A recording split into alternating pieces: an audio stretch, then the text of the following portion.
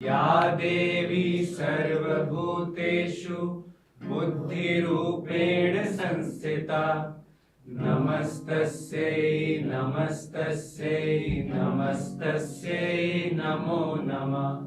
या देवी सर्वभूतेषु शान्तिरूपेण संस्थिता नमस्तस्यै नमस्तस्यै नमस्तस्यै नमो नमः। या देवी सर्वभूतेषु श्रद्धारूपेण संस्थिता नमस्तस्यै नमस्तस्यै नमस्तस्यै नमो नमः। तो सबसे लंबा चरित्र है ये, 5वें अध्याय से लेकर के 13वें अध्याय तक। और इसमें हमें भांति भांति के दैत्यों के दर्शन होते हैं और देवी के भी अनेक रूपों के वास्तविक दर्शन होते हैं। सबसे विस्तृत ये तीसरा चरित्र है, तो इसको हम लेते हैं, जितने विस्तार में ले सकते हैं, संभव होगा उतना करते हैं। तो अब इतना तो पता ही है कि अब ये जो तीसरा चरित्र है वो देवी के महासरस्वती रूप से संबंधित है, ठीक है, और सतोगुणी। तो दूसरे चरित्र का अंत कहाँ पर हुआ था कि महिषासुर का वध हो गया और देवी ने देवताओं से कहा कि अब तुम लोग अपना संभाल लो, और देवताओं ने देवी से वर मांग लिया कि हमें जब भी ज़रूरत पड़ेगी तो आप हमें दोबारा रक्षा देने के लिए आ जाइएगा। तो तीसरे का आरंभ होता है कि देवता फिर देवी को तलाश रहे हैं। तो इससे स्पष्ट है कि कुछ गड़बड़ फिर हो चुकी है। और जो प्रतीक हैं इस बार उनको हम ध्यान से समझेंगे, क्योंकि बहुत विस्तृत है, 5वें से लेकर 13वें अध्याय तक है। तो इसमें जो बिल्कुल लंबी दूरी तक इशारा करने वाले, बहुत अपने आप में सार जो समेटे हुए, सार गर्भित, रस गर्भित प्रतीक हैं, हम उन पर ज़्यादा ध्यान देंगे, ठीक है। तो इस बार बात शुरू होती है हिमालय से, गंगा के निकट। हमें कुछ जैसे बताया जा रहा हो, पूरा जो इस बार युद्धस्थली बननी है, शुंभ निशुंभ है यहाँ पे, और भी कई दैत्य हैं, उनके भी नाम आएंगे, बहुत सारे दैत्यों के नाम आएंगे। तो इस बार जो पूरी युद्धस्थली बनेगी वो हिमालय बनेगी, और गंगा के निकट हैं, और अभी पार्वती हैं, ठीक है। यहाँ देवी का जो आरंभिक नाम है वो पार्वती, उसके बाद और बात आगे बढ़ती जाएगी। तो हमें पता चलता है कि ये जो देव जो ये दानव हैं, इन्होंने हिमालय पर बड़ा आतंक मचा रखा है। ये तीसरे चरित्र में इन्होंने इतना आतंक मचा रखा है कि नदियों के मार्ग बदल गए हैं। और यही वजह है कि मैं जितनी बार सप्तशती के निकट जाता हूँ, मैं उतनी बार ये संदेश पाए बिना नहीं रह पाता कि आज की ही बात हो रही है। ये बात पुरानी नहीं हो सकती है जो यहाँ करी गई है। कुछ संदेश, कुछ प्रतीक इतने ज़्यादा मुखर हैं, इतने स्पष्ट हैं कि ऐसा लग रहा है जैसे कि इसी 21वीं शताब्दी के लिए ही लिखे गए थे वो।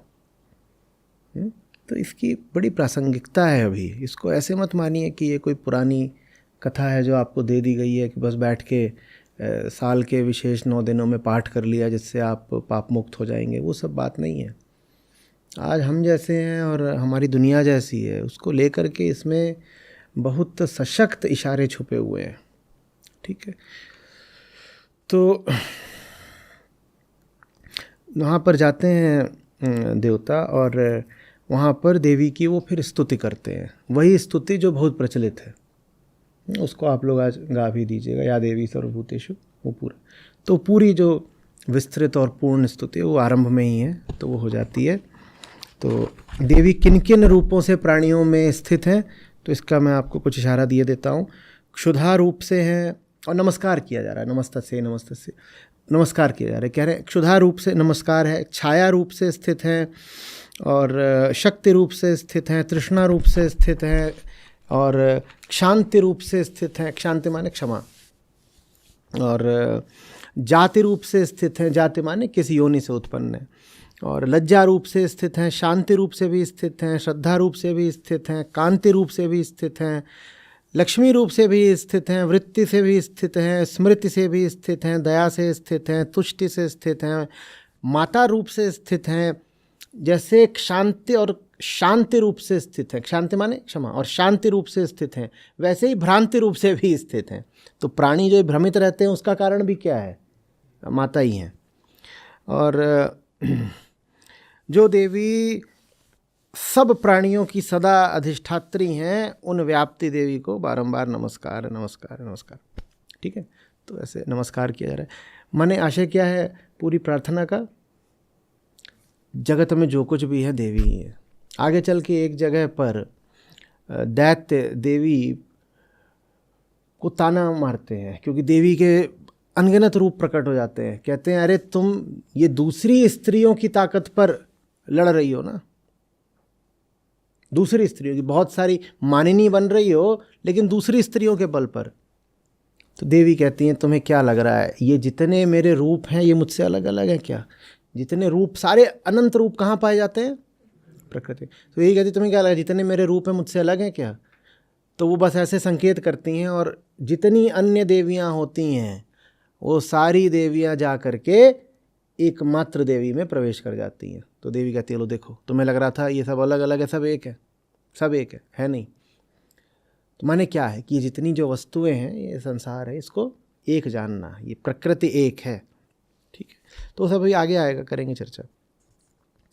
तो अब जा कर के नमस्कार करते हैं, और फिर क्या कहते हैं, हे जगदम्बा हमारा संकट दूर करो। फिर संकट ही आया तभी गए नमस्कार करने, अब जगदम्बा वगैरह खोजते हुए। तो सबसे पहले तो ये अच्छे समझ लीजिए कि आपके भीतर जो कुछ भी है वो प्रकृति ही। वो आपको अच्छा या बुरा इसलिए लग रहा है क्योंकि आपने उससे एक विशिष्ट रिश्ता जोड़ लिया है अहंकार बन के, और अपने अनुसार फिर आप उसको यूं ही कोई यादृच्छिक परिभाषा दे देते हो। कहीं आप उसको अच्छा मान लेते हो, कहीं आप उसको बुरा मान लेते हो। जो शेर के लिए अच्छा होता है हिरण के लिए बहुत बुरा होता है, जो घोड़े के लिए अच्छा होता है वो घास के लिए बहुत बुरा होता है।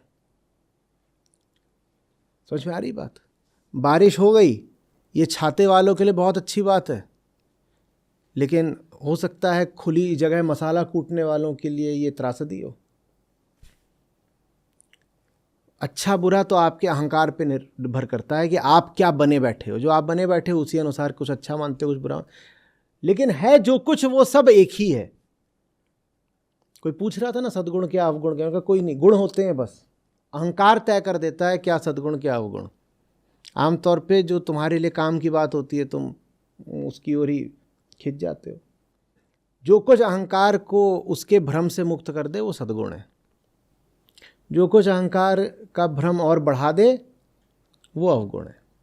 तो प्रकृति के गुणों में ही कोई गुण किसी के काम आ सकता है, कोई गुण किसी के काम आ सकता है। आप किसी एक चीज़ को निश्चित रूप से अच्छा या बुरा नहीं बोल सकते। यहाँ कुछ भी ऐसा नहीं जो सबके लिए गलत है, यहाँ कुछ भी ऐसा नहीं है जो सबके लिए ही अच्छा है। तो देवी आती हैं और देवी कह रहे हैं कि वो गंगा में स्नान करने को आई थी। ये जो पूरी इस बार कर्मभूमि बननी है और जो रणभूमि बननी है वो क्या बननी है? हिमालय का क्षेत्र, वो भी गंगा की बात हो रही है। तो गंगा माने ऊपर गंगोत्री के ही आसपास का समझ लीजिए जो उत्तरांचल है। तो ये पूरी बात अभी उत्तरांचल की हो रही है कि वहाँ पर क्या चल रहा है खेल। तो देवी आती हैं, कहती हैं देवलोक छोड़ करके आ गए, हिमालय आ गए, गंगा किनारे खड़े हो, बात क्या हो गई? तो बड़े भोलेपन से कह रही हैं वो कि अरे क्या स्तुति क्यों कर रहे हो?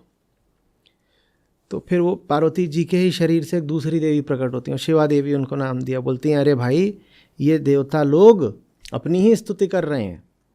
देवी भी जैसे देवताओं से थोड़ा प्रहसन कर रही हैं, मजाक कर रही हैं, कह रही हैं। फिर इन पे जब तकलीफ होती है तो फिर आ जाते हैं। तो पार्वती कहती हैं अच्छा अच्छा, तो मतलब अभी इन पर कोई संकट आ गया है, वरना ये कहाँ स्मरण करने वाले थे। तो फिर एक देवी और प्रकट होती हैं। जितनी देवियाँ प्रकट हो रही हैं, यहाँ बात ये नहीं कि आप उन सब देवियों के नाम रट लें या सोचें कि उन देवियों के प्राकट्य में कोई बात छुपी है।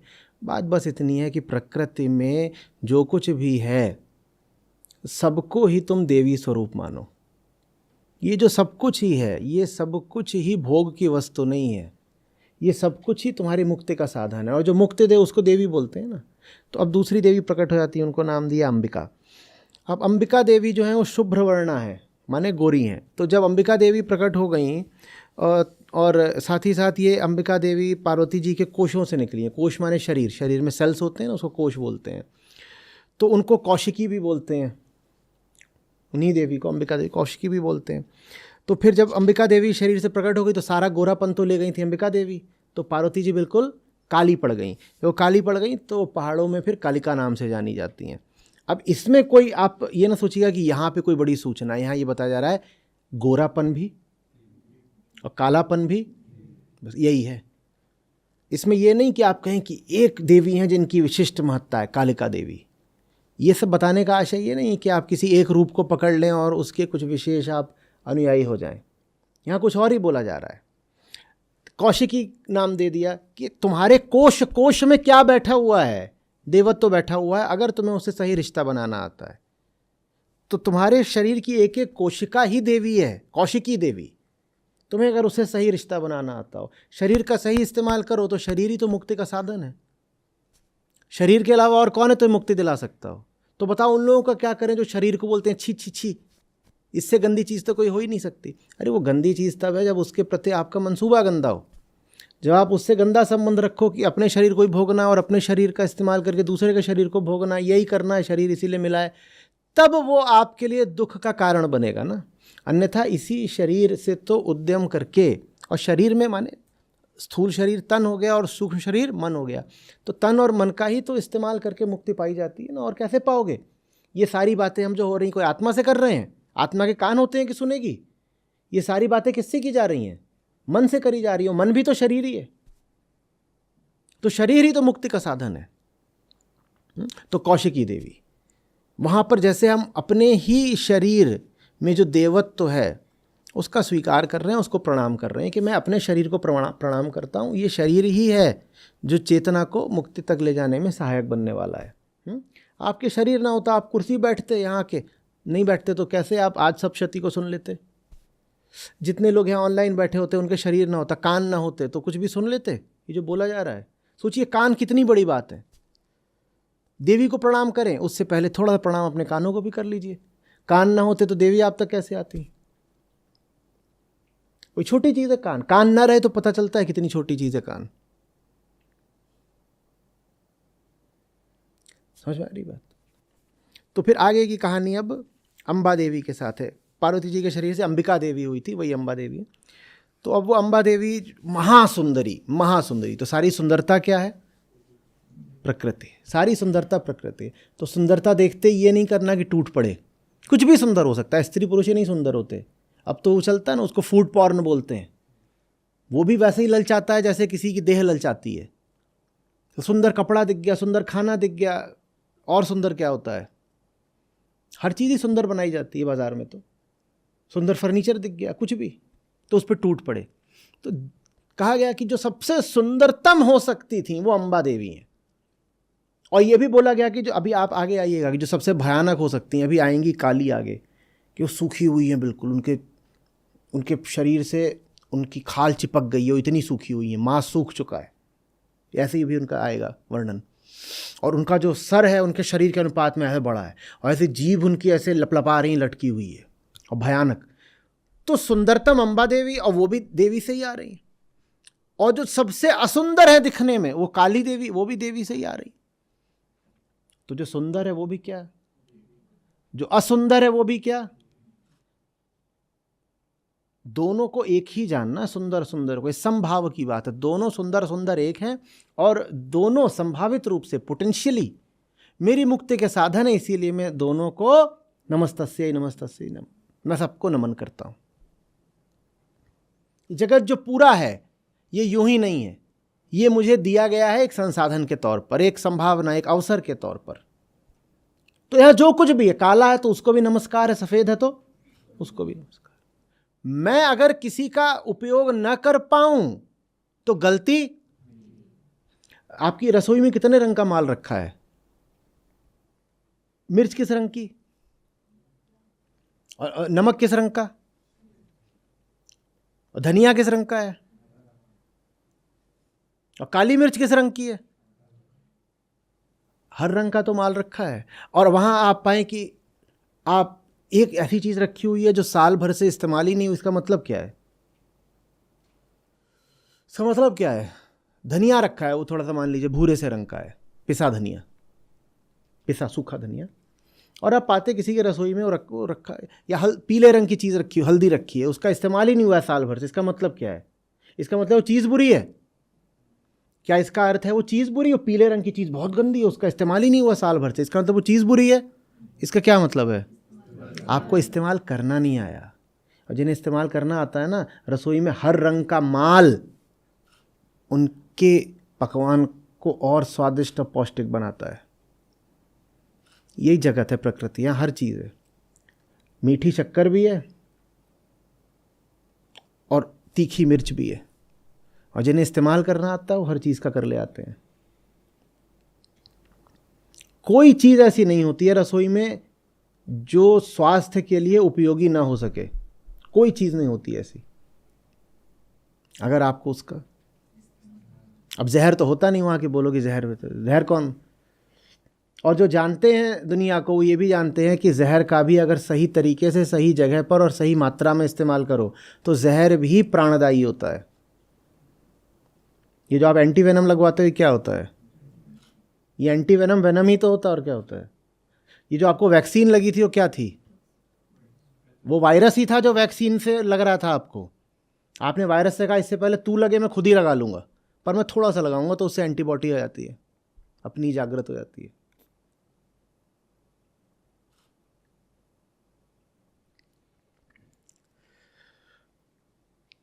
तो ये जो देवी के अलग अलग दिए जा रहे हैं ना, इसमें आप भौचक्के होकर खो मत जाइएगा कि अच्छा ये देवी, ये देवी, ये देवी, ये देवी, ऐसा ऐसा, इनसे ये देवी निकली, फिर उनसे 2 टुकड़े हो गए, फिर एक टुकड़ा ऐसा हुआ, फिर ऐसा हुआ।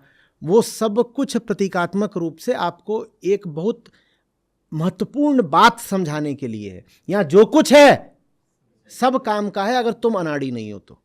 कोई चीज़ अगर तुम्हारे काम नहीं आ रही है तो उस चीज़ को बुरा भला मत बोल देना, तुम अनाड़ी हो। और यहां देवी हैं जो शाकंभरी, शाकंभरी माने उनसे ही शाक आता है इसे पूरा।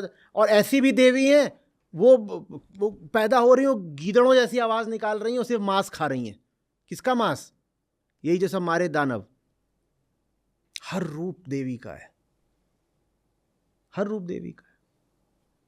यहां जो कुछ भी चल रहा है उसमें तुम देवत्व ही देखना।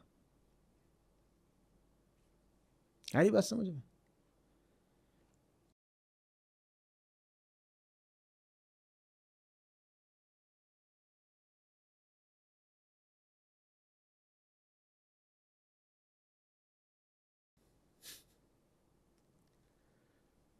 आगे तो अब अंबा देवी, और अंबा देवी एकदम परम सुंदरी।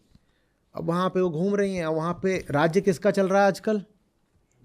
पहाड़ों में वहाँ राज्य चल रहा है दानवों का। और दानवों ने दूध छोड़ रखे हैं कि बेटा देखो यहाँ पे कुछ भी जो हो बताओ पर फटाफट। तो दानव देखते हैं कि ये देवी यहाँ घूम रही हो, देवी परम सुंदरी। तो दूत कहते हैं कि अब आज तो इनाम मिलेगा। वो फट से गए अपने राजा को बताते हैं, और वो जाके बल्कि राजा को उकसाते हैं, आवेशित करते हैं।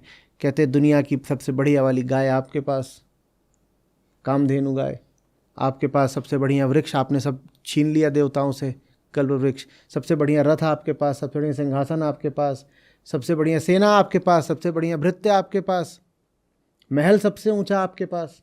तो ये बताइए जो दुनिया में सबसे परम स्त्री है सुंदरी, वो क्यों नहीं आपके पास? तो शुम्भ निशुम्भ 2 भाई थे। बोले क्या है, कहाँ से आ गया? बोलता वहाँ घूम रही हैं, आप यहीं बैठे रह गए। तो बोलते अच्छा, तो अभी समझो बात क्या है, क्या हो रहा है ये।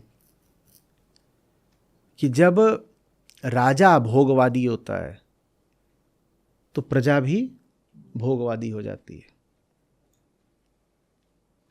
एकदम खत्म। इस तीसरे अध्याय में हमें जगह जगह पता चलता है कि कैसे हिमालयों का नाश कर रखा है इन दानवों ने, क्योंकि वही वहां राज कर रहे हैं, उनका काम ही है वहां पर आकर के पूरे पहाड़ को खा जाना। फिर अंत में हमें भी पता चलता है कि जैसे ही इन दानवों का नाश होता है वैसे ही वहां फिर प्रकृति पुनः स्वस्थ हो जाती है। तो अब क्या करते हैं सब राजा, तो बोलते हैं जाओ उसको बोलो कि सुनना ध्यान से, दुनिया में जो कुछ श्रेष्ठ है वो तो हमारे पास होता है ना, तो सुंदरी तुम्हें भी हमारे पास होना चाहिए, हम तुम्हारा भोग करेंगे। ये राजा है, हम तो हैं ही दुनिया में सब श्रेष्ठ वस्तुओं का भोग करने के लिए, तो तुम भी श्रेष्ठ हो, तुम्हारा भोग भी हम करेंगे, आओ पत्नी बनो हमारी। तो दूत पहुँचे और दूतों ने यही प्रस्ताव बता दिया। तो अंबिका देवी मुस्कुराती हैं, बोलती हैं बात तो ठीक बोली तुमने, तुम्हारे राजा बड़े शक्तिशाली हैं, लेकिन मैं तो एक अल्पबुद्धि स्त्री मात्र हूँ, मुझे ज़्यादा समझ में आता नहीं। इतनी बड़ी बड़ी बात तुम्हारे राजा ने कर दी, मैंने तो बस ऐसे ही अपनी अल्प बुद्धि में एक प्रण कर लिया है कि जो कोई मुझे अपने पराक्रम से परास्त कर देगा और मेरे अभिमान को चूर चूर कर देगा, मैं तो उसी का वर्ण कर लूँगी, उसी को पति मानूंगी, उसी को पति मान लूँगी। मतलब समझना, प्रकृति देवी बहुत अच्छे से जानती हैं उन्हें कोई परास्त कर ही नहीं सकता, कोई नहीं स्वामी हो सकता प्रकृति का, प्रकृति का स्वामी कोई नहीं हो सकता। इसीलिए वो इस शर्त रख रही हैं, कह रही हैं मैंने तो एक छोटा सा प्रण करा है कि जो कोई आके मुझे हरा देगा मैं उसको पति मान लूंगी। उन्हें अच्छे से पता उन्हें कोई हरा सकता ही नहीं, क्योंकि जो कोई हराने आएगा वो वास्तव में उनकी औलाद है। तुम प्रकृति से हो, प्रकृति तुमसे थोड़ी है, तुम हरा कैसे दोगे उसको। तो ये जो बातें कही जा रही हैं बस किस्से कहानी की नहीं है, हर बात में सार छुपा हुआ है, उसको समझना पड़ेगा। हम प्रकृति से हैं ना, तो हम प्रकृति को हरा कैसे लेंगे, पर हम चाहते यही हैं कि हरा लें। जो कुछ भी प्राकृतिक है हम उसको हराने में ही लगे रहते हैं, और उसी को हम क्या बोलते हैं, उन्नति, तरक्की, विकास।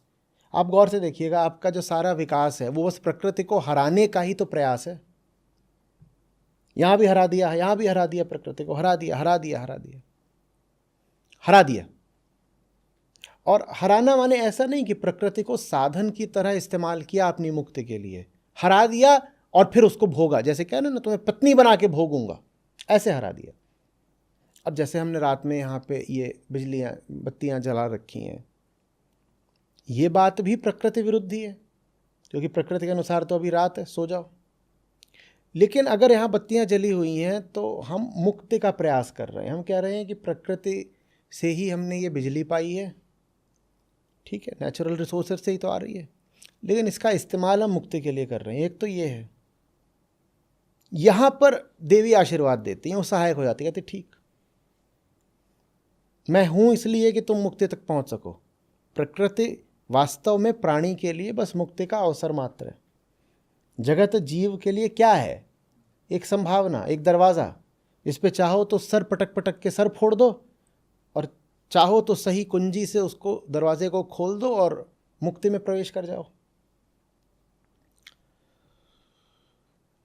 तो हमने क्या करा है, हमने विकास के नाम पर प्रकृति का बस भोग करा है, और वही ये दोनों करने के लिए आतुर हो रहे हैं। तो दूतों को बड़ा अपमान लगा। अमर्ष वो जाते हैं, राजा के कान भरे और बोले वो वहाँ खड़ी हुई है, बड़ी घमंडिनी है, कह रही जो हराएगा उसी को पति मानूंगी।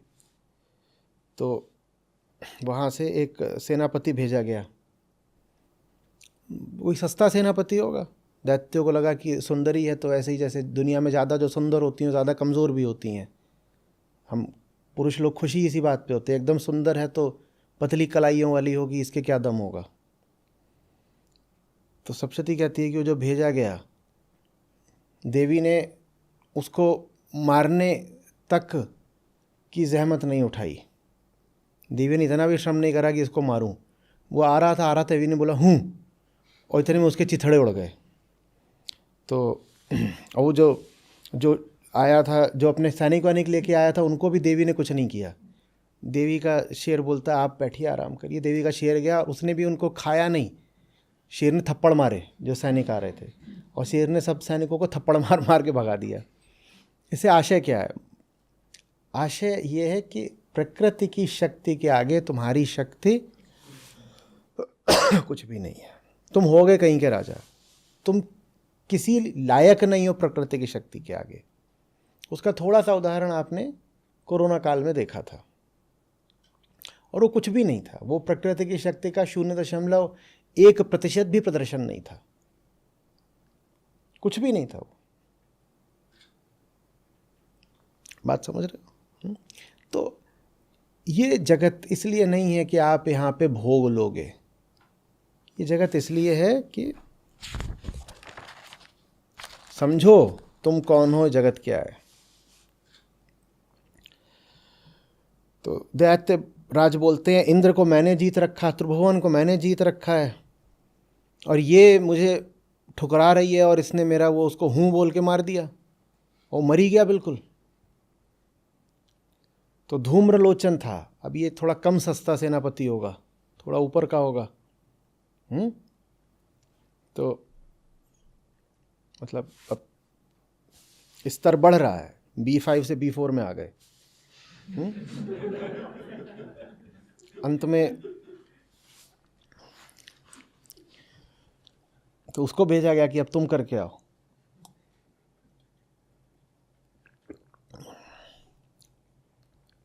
तो देखो बोला क्या है, सुनो। धूम्रलोचर तुम शीघ्र अपनी सेना लेकर जाओ और उस दुष्टा के केश पकड़कर घसीटते हुए उसे बलपूर्वक यहाँ ले आओ। उसका नाम ही लोचन माने आँख, धूम्र माने जिसकी आँख में धुआं ही धुआं हो, माने जिसको कुछ नहीं दिखाई देता, जो इतना पागल है कि इसे दुनिया ही नहीं समझ में आती। ये सब नाम बहुत सांकेतिक है। दुर्मुख नाम था ना कल, दुर्धर नाम था, जिसने व्यर्थ की चीज़ उठा रखी हो, धारण कर रखी हो, बेकार की चीज़ धारण करके घूम रहा, उसे बोलते दुर्धर। जिसकी सब इंद्रियां उल्टे पुल्टा देखती हों और उल्टी पुल्टी चीज़ों को ग्रहण करती हों, उसे क्या बोलते? दुर्मुख। ऐसे इनका क्या नाम? धूम्रलोचन। अब लोचन माने ये नहीं कि आंख में धुआं घुस गया है, कि किन आंखों की बात हो रही है? चेतना की आंख। इसकी आंख में धुआं पड़ा हुआ है, इसे कुछ समझ में नहीं आता। तो ये देवी को क्या समझ रहा है कि ये भोग की वस्तु है। तो इसको भेजा गया कि, और क्या बोला है, जाओ और दुष्टा के केश पकड़कर घसीटते हुए बलपूर्वक ले आओ। अब ये तो बोल रहे थे कि हमें विवाह करना है, जिससे विवाह करना है उसको केश पकड़ घसीटा जाता है। तो इससे क्या पता चलता है? इससे चलता है कि जगत में जिसको आप प्रेम बोलते हो और जगत में जिसको आप कहते हो संबंध बनाना, जिसमें विवाह भी शामिल है, वो कुछ और नहीं, आपके भोग की लालसा है। उसमें आप सज्जन और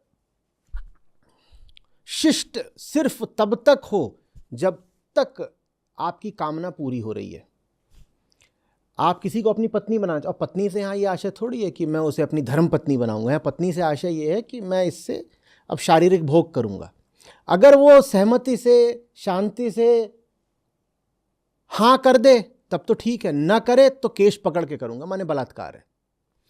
ये जगत के सब संबंधों की कहानी है। आराम आराम से हो गया तो ठीक है, नहीं तो जोर जबरदस्ती से करूंगा, करना तो है ही। और कहीं पे अभी आप जोर ज़बरदस्ती न होते देखें तो इसका मतलब ये नहीं है कि वहाँ वास्तविक प्रेम है। इसका मतलब बस ये है कि अभी जोर ज़बरदस्ती की ज़रूरत नहीं पड़ी है। जिस दिन ज़रूरत पड़ेगी उस दिन ज़बरदस्ती भी कर लेंगे। तो ये संबंधों का हिसाब है। ख़ास तौर पर जो सुंदर हो और स्त्री हो, पुरुष भी कम, स्त्री सुंदर हो और स्त्री हो, तो उसके साथ तो संबंध बलात्कार का ही बनाए जाने की ज़्यादा संभावना है। और क्यों पुरुष किसी शरीर से सुंदर स्त्री की ओर आता है? इसीलिए तो कि शरीर उसका भोगना है। हाँ, पर आएगा ऐसे जैसे कितना शिष्ट, सभ्य, संस्कारी, सुसंस्कृत है। आदमी कहता है अगर आराम आराम से काम हो रहा है तो मार पिटाई काहे को करनी है? अगर प्यार से ही मान गई तो फिर क्यों मार पिटाई करनी? पर प्यार से नहीं मानेगी तो फिर तरह तरह के बलों के प्रयोग में भी हम कोई कसर नहीं छोड़ेंगे। और बल का प्रयोग मैंने यही नहीं किया तो धूम्रलोचन को भेज दिया कि केश पकड़ के घसीट लो। बल का प्रयोग ऐसे ही नहीं होता, सूक्ष्म प्रकार के बल होते हैं। उदाहरण के लिए उसको अपनी दौलत के जलवे दिखा दो, ये भी बल प्रयोग ही है। और यहाँ कोई नहीं कहेगा कि देखो यहाँ ज़बरदस्ती करी जा रही है, पर ये वही है, वो सामने बैठी है, उससे हाँ करवानी है तो उसको ऐसे करा, कलाई दिखाई, और कलाई में सबसे महंगी घड़ी कौन सी होती है? रोलेक्स से आगे कोई आया ब्रांड? नहीं आया। या मैं भी बहुत हल्का कुछ बोल रहा हूँ? वही है। तो मान लो आपने उसको दिखा दिया ऐसे कि 45 लाख की, तो सिर्फ बस ऐसे दिखा दिया, ये कुछ नहीं है, ये बलात्कार की शुरुआत है, आपने बल प्रयोग कर दिया है। मान नहीं रही थी भाई। अब जानवरों वाला तो है नहीं कि सीधे केश पकड़ लो, वो दिख जाएगा, सीसीटीवी में आ जाएगा, मीडिया पैसे कमा लेगा वो दिखा दिखा के। वो भी इसलिए नहीं दिखा रहा कि उसको लड़की बचानी है, वो इसलिए दिखा रहा है कि उसको टीआरपी बढ़ानी है। तो इसीलिए सूक्ष्म बल प्रयोग करो, बैठी है सामने तो उसको ऐसे दिखा दो, और दिखा दो कि वो वो खड़ी हुई है, मेरी 3 करोड़ की गाड़ी खड़ी हुई है। ये बल प्रयोगी है, ये बल प्रयोगी है। और बहुत तरीके होते। वो बैठी है सामने, उससे बात करने गए हैं डेट वेट पर, वहाँ फ़ोन मिलाया सीधे मंत्री जी को, मंत्री जी से बात कर ली। अब बात क्या कर ली, हो सकता है उधर दूसरे छोर पर झुन्नू ना ही हो, पर कर लो बात, उसमें क्या है। या कोई भी ना हो तो भी कर लो बात।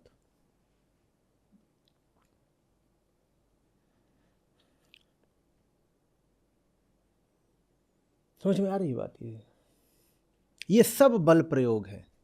कोई आपके सौंदर्य की ओर आकृष्ट हो रहा है, वास्तव में उसका इरादा बलात्कार का ही है। सुनने में बहुत ख़राब बात लगेगी, जब भी मैंने बात बोली है महिलाओं को ज़्यादा बुरी लगी है, पुरुषों को फिर भी कम बुरी लगी, क्योंकि पुरुष जानते हैं कि बात यही है। पुरुषों को तो अच्छे से पता है यही बात है, क्योंकि मैं तो उन्हीं के इरादों की बात कर रहा हूँ। महिलाओं को ये बात ज़्यादा बुरी लग जाती है। वो कहती हैं ऐसा थोड़ी है कि हम सुंदर हैं तो सब हमें एक ही नज़र से देखते हैं। नहीं, सब नहीं देखते, पर 10,000 में से सिर्फ 9,999 ऐसे ही देखते हैं। अब सब बोल करके तो आप बहुत कड़ी शर्त रख देते हो, और फिर अब वो आ जाते हैं, कहते राधा भी तो सुंदर थी, तो कृष्ण ने तो उनको ऐसी नज़र से नहीं देखा। न तुम कृष्ण हो न वो राधा है, काहे के लिए बीच में ये मामला खड़ा कर रहे हो? जो अपनी जिंदगी की असलियत है उस पर ध्यान दो ना। तो ये जा और केश पड़े घसीटते हुए लिया, और आगे भी यही है, एक के बाद एक भेजे जाएंगे। अभी धूम्रलोचन जाएगा, ये पिटेगा, बहुत बुरा पिटने वाला है, अभी से बता देता हूँ। उसके बाद अगला आएगा, वो भी यही कहेगा कि चल तू तुरंत मेरे राजाओं की अर्धांगिनी बन, नहीं तो बताता हूं तुझे। 2 बातें देखो, स्त्री शोषण, प्रकृति शोषण, और जो करते हैं दोनों एक साथ करते हैं आमतौर पे। स्त्री शोषण, पशु शोषण और प्रकृति शोषण, ये एक साथ चलता है।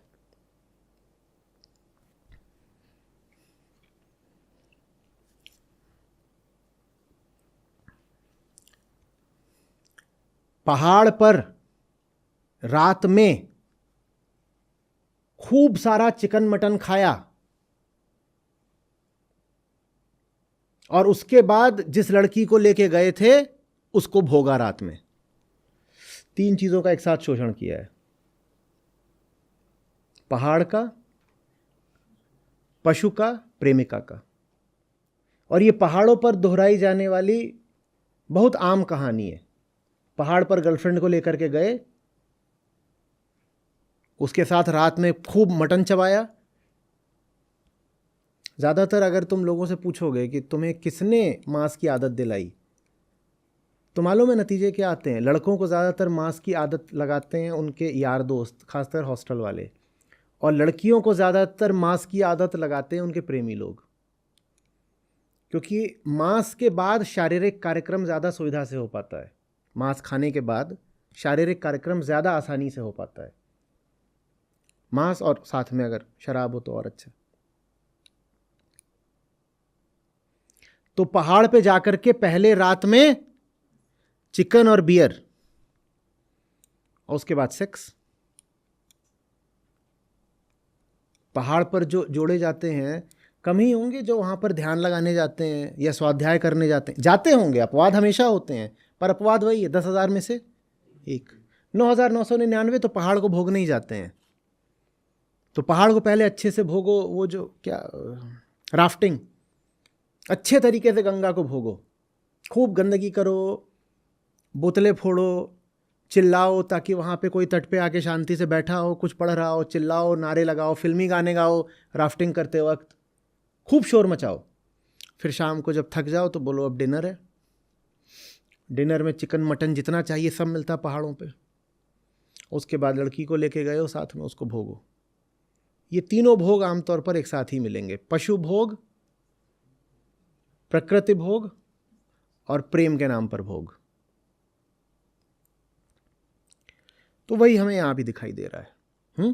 बताओ ये कहानी पुरानी है कि आज की है? ठीक है।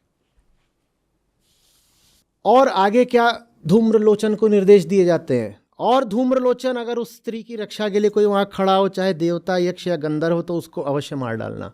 चाहे देवता खड़ा हो, चाहे यक्ष खड़ा हो, चाहे गंधर्व खड़ा हो, उसको भी मार डालना। माने इसको तो मारूंगा, इसे कोई बचाने आएगा तो उसको भी नहीं छोड़ूंगा। आप सब देवियों को मैं सूचित करना चाहता हूं कि मेरे खिलाफ ये जो विशाल जनमानस अब खड़ा हो गया है और एक से एक दिशाओं से रोज ही आक्रमण होते रहते हैं, उसमें से आधे से ज़्यादा इसलिए हो रहे हैं क्योंकि मैं आपके पक्ष में बोलता हूं देवियों। और वो लोग जो आपको पाँव के तले दबा के रखना चाहते थे, जो हर तरीके से आपका शोषण करना चाहते थे, सबसे ज़्यादा उनको तकलीफ है मुझसे, सबसे ज़्यादा।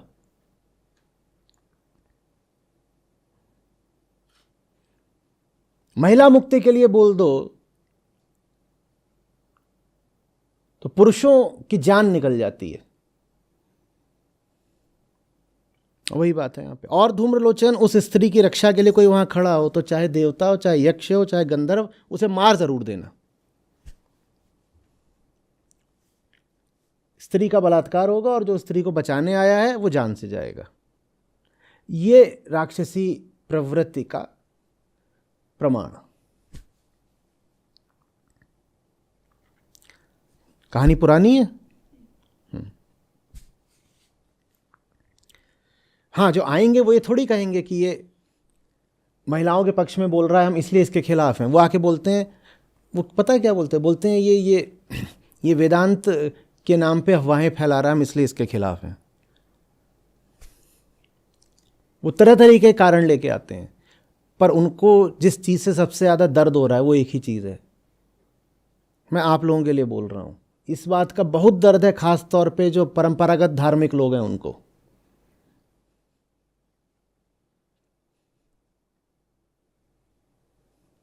उनको मनुष्य नहीं दिखाई देता, उनको स्त्री और पुरुष दिखाई देते हैं। मनुष्य मात्र की चेतना को अगर मुक्ति देने का प्रयास करो तो उनको बुरा ये लगता है कि स्त्रियों को क्यों मुक्ति दे रहे हो। भाई मैं मनुष्यों के लिए बात कर रहा हूँ, मनुष्यों में आधी स्त्रियां हैं तो मैं क्या करूं?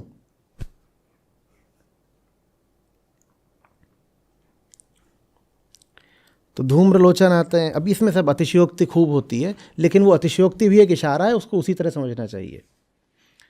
धूम्रलोचन 60,000 असुरों की सेना को लेके आते हैं और उसने हिमालय पर रहने वाली देवी को ललकार कर कहा, ओह अगर तू अपनी मर्जी से नहीं चलेगी तो मैं बलपूर्वक झोटा पकड़कर घसीटते हुए तुझे ले जाऊंगा। तो ये भाषा देखो, ये तेवर देखो।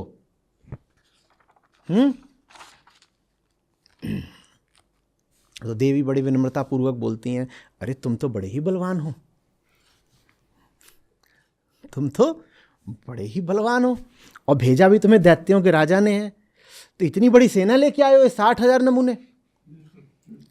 हाँ, तो एक काम करो, मुझे बलपूर्वक ही ले चलो। मैं कर ही क्या सकती हूँ, अबला स्त्री मैं क्या कर सकती हूँ? मेरे पास तो कुल एक यही है, मेरा शेरू, और तो कोई है भी नहीं यहाँ पे, तुम्हें जो करना करो। देवी का सिंह तैयार हो रहा है, कह रहा है आओ तो तुम बताता हूँ। देवी के सिंह से क्या आशय है? प्रकृति का बल। उसको एक पशु मत समझ लेना कि देवी का सिंह है तो देवी का वाहन है। वो बता रहा है कि ये जितने पशु हैं और जहां कहीं भी प्राणी मात्र है, वो प्रकृति के साथ ही है, और वो मनुष्य के विरुद्ध काम करना शुरू कर देगा अगर मनुष्य देवी के विरुद्ध हो जाएगा। ये जो आप कोरोना वायरस जिसको बोल रहे हो, अगर ये वुहान की लैब में नहीं तैयार किया गया था तो ये लाखों साल पुराना है भाई। ये आराम से वहां रहता था चमगादड़ों की गुफा में, ये चमगादड़ों की गुफा में रहता था, तो ये इसको तो कोई समस्या नहीं थी कि मैं जाऊंगा और मनुष्यों का संहार करूंगा। ये वायरस कहाँ से आ गया? तुम गए थे प्रकृति में दखलंदाजी करने, इंसान गया था वहां चमगादड़ों की गुफा में घुसने, और वहां चमगादड़ों की गुफा में घुस गए, वहां से चमगादड़ ले आए और चमगादड़ खा रहे हो, तो फिर वायरस भी आ गया। नहीं तो ये वायरस तो बहुत पुराना अपना मौज से रहता था जंगल में लाखों साल से, इसने तो मनुष्य को कभी नहीं परेशान किया। पर परेशानी तो छोड़ो, इतने कितने लाख लोग मारे गए, करोड़ों में मारे गए लोग कोरोना से। तो ये जो साधारण जीव हैं, जो साधारण प्राणी है, एक छोटा सा वायरस, वो भी तुम्हारा काल बन जाएगा अगर तुम देवी के प्रति अपमान रखोगे तो। एक बहुत साधारण वायरस है, समझो। तो उस तरह के वायरस आप जानते हो, वैसे हजारों वायरस अनेक जंगलों में बैठे हुए हैं। आप सिर्फ इसलिए बचे हुए हो क्योंकि आप उनके संपर्क में नहीं आते, पर जितना आप जंगलों को काटोगे उतना आप जंगलों में भीतर घुसोगे और आप उन वायरस से संपर्क में आओगे। एक कोरोना नहीं, हजार कोरोना और बहुत ज़्यादा शक्तिशाली वायरस, बैक्टीरिया, फंगस, हर तरीके की चीज़ें, ये सब बैठे हुए हैं जंगलों में। और ये बहुत प्राचीन काल से जंगलों में बैठे हुए हैं, जंगलों में बैठे हैं, ग्लेशियर के नीचे दबे हुए हैं, ऐसी ऐसी जगहों पर है जहाँ मनुष्य कभी पहुँचता नहीं।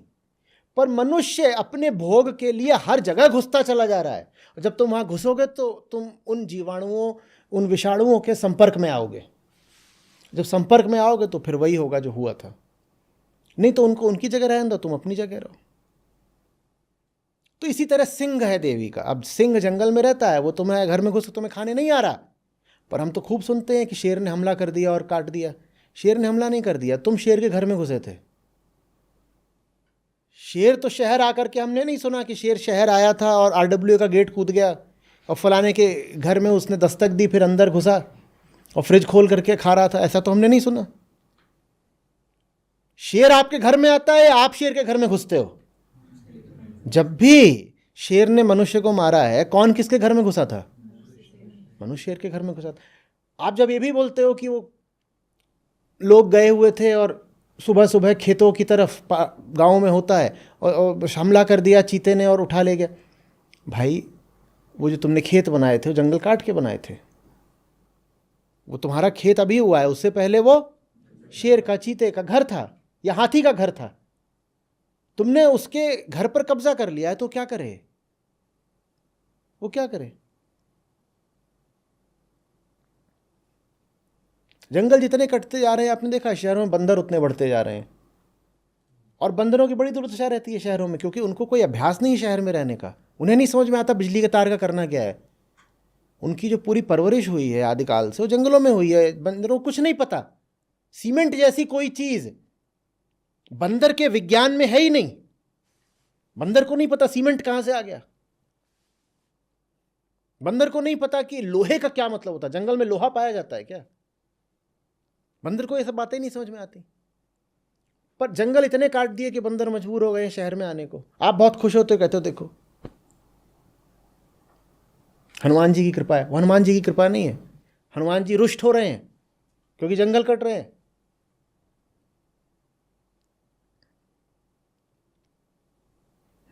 अभी नीलगाय दिखी है कि यही बगल में अपने, रात में आ रहा हूं, सड़क पे नीलगाय घूम रही है। नीलगाय को इधर क्यों आना पड़ा? वो नहीं चाहते, उन्हें बिल्कुल अच्छा नहीं लगता है आपके पास आते हुए।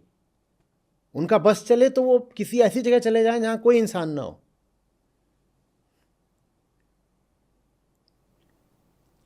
समझ में आ रही? ऐसे भी दिखाया जा सकता था कि देवी हैं उनको, लेकिन सिंह वाहन दिया गया है। सिंह प्रतीक है सब प्राणियों का। तो धूम्रलोचन का अहंकार आहत हो गया और पुरुष का अहंकार वो दौड़ ही पड़ा। तो अंबिका ने फिर से अभी हाथ भी नहीं उठाया, बोली अभी तो बहुत आएंगे ये, अभी अस्त्र के प्रयोग की कोई ज़रूरत नहीं। उन्होंने फिर से बस हुं का उच्चारण करा और फिर गिर पड़ा, भस्म हो गया। और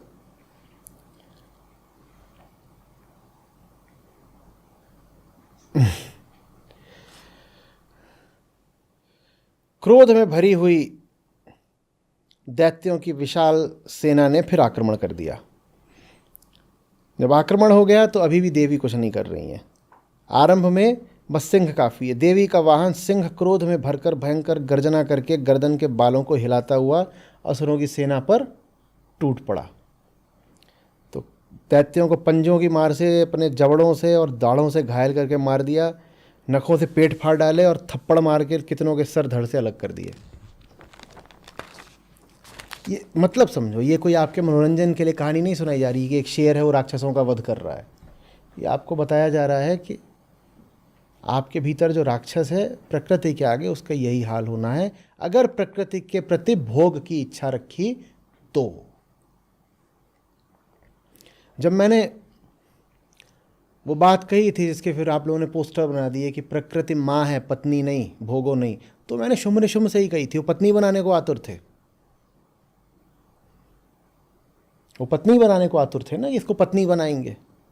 बोले इसको पत्नी मत बनाओ, वो माँ है, वो भोग के लिए नहीं है तुम्हारे, तुम पहचान नहीं पा रहे उसको। माने तुम्हारा जो जन्म है, तुम्हारा जन्म भी प्रकृति है ना, तुम्हारा जन्म भी किसके लिए नहीं हुआ है? भोगने के लिए नहीं हुआ है। तुम्हारा जन्म किसी और उद्देश्य से हुआ है। अपने जन्म के उद्देश्य को पहचानो। अपने शरीर को भोगने, जगत के सब संसाधनों को, पशु पक्षियों प्राणियों को भोगने के लिए तुम्हारा जन्म नहीं हुआ है।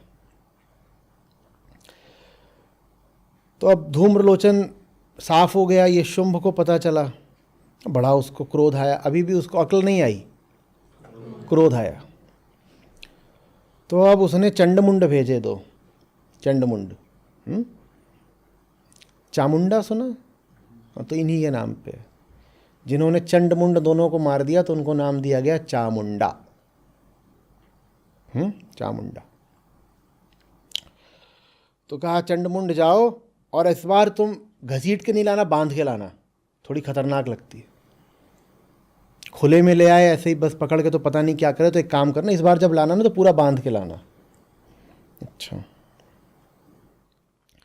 और अगर बांध के ना ला पाओ तो एक काम करो, इस बार उसकी हत्या कर देना। इन्हें प्रेम था, ये विवाह करने जा रहे थे। पहले तो बोला कोई रक्षा करने आए तो उसको मार दो, अब कह रहे हैं कि एक काम करना, उसी को मार दो। ये है प्रेमी। अगर उसको भोग नहीं पाऊंगा तो उसकी हत्या कर दूंगा।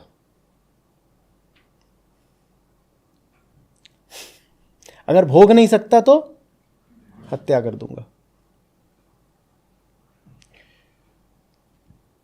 बड़ा बुरा लगता है महिलाओं को जब बताते हैं कि दुनिया भर में महिलाओं की जो हत्याएं होती हैं वो 70% उनके प्रेमियों, पतियों और परिवारजनों से होती हैं। बड़ा बुरा लगता है उनको सुनने में।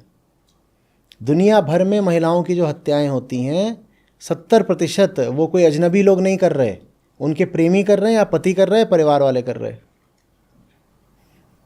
ये रहा कि जाओ बेटा तुम चंडमुंड, आ जाए तो ठीक है, ना आए तो इस बार मारी दो।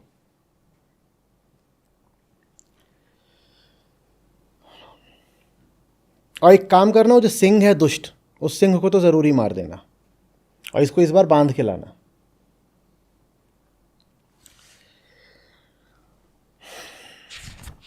सातवां अध्याय शुरू होता है। तो अब ये आ गए हैं दोनों, कौन? चंडमुंड। और देवी के पास जाते हैं तो मुस्कुरा रही हैं। जब मुस्कुरा रही हैं तो दैत्य और आग बबूला हो गए, बोल रहे व्यक्ति इतने हमारे मार दिए, वहाँ बैठ के मुस्कुरा रही है। तो ये सब जो हैं ये अपने अपने अस्त्र निकाल करके और बहुत उद्दंडतापूर्वक देवी के ऊपर बिल्कुल सामने आके, वो बैठी हुई थी एकदम, देवी के सामने आके एकदम चढ़ के खड़े हो गए अपने अपने अस्त्र लेके। जैसे खड़े हो गए माने अभद्रता, बदतमीजी, स्त्री के साथ उसके सामने अस्त्र लेके ऐसे खड़े हो रहे। तो क्रोध आ गया देवी को। अब क्रोधित ही रहेंगी देवी अंत तक, बहुत क्रोधित। बोले ये देखो, मैं सोच रही थी कि इनको कुछ समझ आएगा, उसकी जगह तो ये और बदतमीजी कर रहे हैं। तो अब उस क्रोध के कारण उनका मुंह काला पड़ गया, ललाट में भौहें टेढ़ी हो गईं, और फिर विकराल मुखी काली प्रकट हुई। मुख कैसा हो गया? काला। काला। क्रोध से जब मुख काला हो जाए तो इसीलिए आप काली देवी को जब भी देखते हो तो कैसा उनका होता है वर्णन, चित्रण कैसा होता है? क्रोध में, वो क्रोधित हैं, और वो जो काला रंग है वो क्रोध से वो काली पड़ गई हैं। यही प्रकृति है, और इसके कोप का कोई अंत नहीं। ये इतनी क्रोधित हो सकती है, इतनी क्रोधित हो सकती है कि आपको कहीं का नहीं छोड़े। प्रकृति का क्रोध किन रूपों में प्रकट होता है? बाढ़, दावानल, और भूकंप, और महामारी, और बात ही नहीं कर रहे हैं, उस शब्द तक ही नहीं आ रहे। क्लाइमेट चेंज, जलवायु परिवर्तन, भूस्खलन, हिमालय हैं आप, लैंडस्लाइड को कैसे भूल सकते हो? आप पहाड़ काटते जा रहे हो, काटते जा रहे हो, और हिमालय ना बड़े बच्चा पहाड़ हैं, बहुत छोटे पहाड़ हैं, छोटे माने उम्र में बहुत छोटे हैं वो। आप कहोगे हिमालय तो बहुत पुराने, सब शास्त्रों में हिमालय की बात है। भाई शास्त्र हिमालय की उम्र की तुलना में बहुत नए हैं।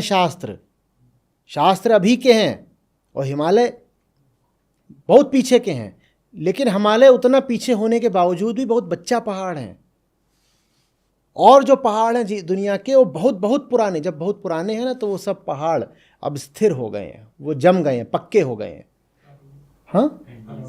हाँ, सीधे अपने और पास कर ले लो, जो अरावली है तो ये, या विंध्या है, विंध्याचल जो है तुम्हारा, वो भी पुराने। तो ये पुराने हैं, ये पक्के हो गए हैं। जब पक्का हो जाता है तो फिर वो गिरता नहीं है, ढहता नहीं है। हिमालय भी ऐसे हैं जैसे कि दीवार पे ताज़ा ताज़ा प्लस्तर, नया नया सीमेंट किया हो तो क्या होता है, ज़्यादा जोर से मारोगे तो अभी वो जमा नहीं है, अभी वो जमा। हिमालय भी अभी जमे नहीं है पूरी तरह।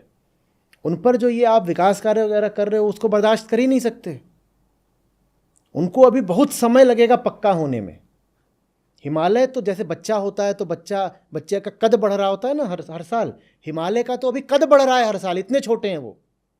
हर साल हिमालय पर्वत श्रृंखला कुछ इंच और लंबी हो जाती है, तो छोटा बच्चा भी ऊंचाई पकड़ता है। अभी तो वो ऐसे हैं, और उन पे आप जाकर बहुत तरीके की आप ये सब कर रहे हो तो वो कहाँ से उसको झेलेंगे। तो काली देवी प्रकट होती हैं। वे विचित्र खटवांग धारण किए और चीते के चर्म की साड़ी पहने नरमुंडों की माला से विभूषित थीं। उनके शरीर का मांस सूख गया था, केवल हड्डियों का ढांचा था जिससे वो और भयंकर जान पड़ती थी। उनका मुख बहुत विशाल था, जीभ लपलपाने के कारण और डरावनी लगती थी। उनकी आंखें भीतर को धसी हुई और लाल थीं, अपनी भयंकर गर्जना से संपूर्ण दिशाओं को गुंजा रही थी। यही प्रकृति आपके लिए काली बन सकती है अगर आप दैत्य हो तो। अगर आप दैत्य हो तो प्रकृति काली है आपके लिए, और प्रकृति अगर आपके लिए काली है तो प्रकृति के गले में नरमुंडों की माला है, और नरमुंड आपका ही है। तो ये कालिका देवी बड़े वेग से दैत्यों पर टूट पड़ी, और अब काली मारती नहीं है, काली भक्षण करती हैं, वो खाई जाती हैं सीधे। आओ, और फिर आगे पूरा विस्तार से बताया है कैसे कैसे किसको किसको मारा। वो आप विस्तार से उतना पढ़ना चाहें तो पढ़िएगा। सब तरीके से, हर तरीके से जैसे उनको मारा जा सकता है, पीसा जा सकता है और पीस के खाया जा सकता है, काली यही कर रही हैं। तो जो चंड है फिर वो भयानक काली देवी की ओर दौड़ा, और महादैत्य मुंड ने भी बाणों की वर्षा करी है। तो माने कि प्रकृति का विरोध ही कर रहे हैं ये भी पागल।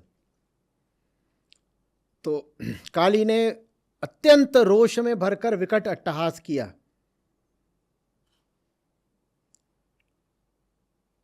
और चंड की ही तलवार पकड़ के चंड का सर काट दिया। चंड की मुंड भी दौड़ पड़ा कि अरे चंड मारा गया, तो उसे भी तलवार के धार से, जा तू भी मर। चंड मुंड दोनों चले गए। तो जो बाकी बची सेना थी वो भग गई, बोले यही दोनों नहीं बचे, हमारा क्या होगा, भागो रे।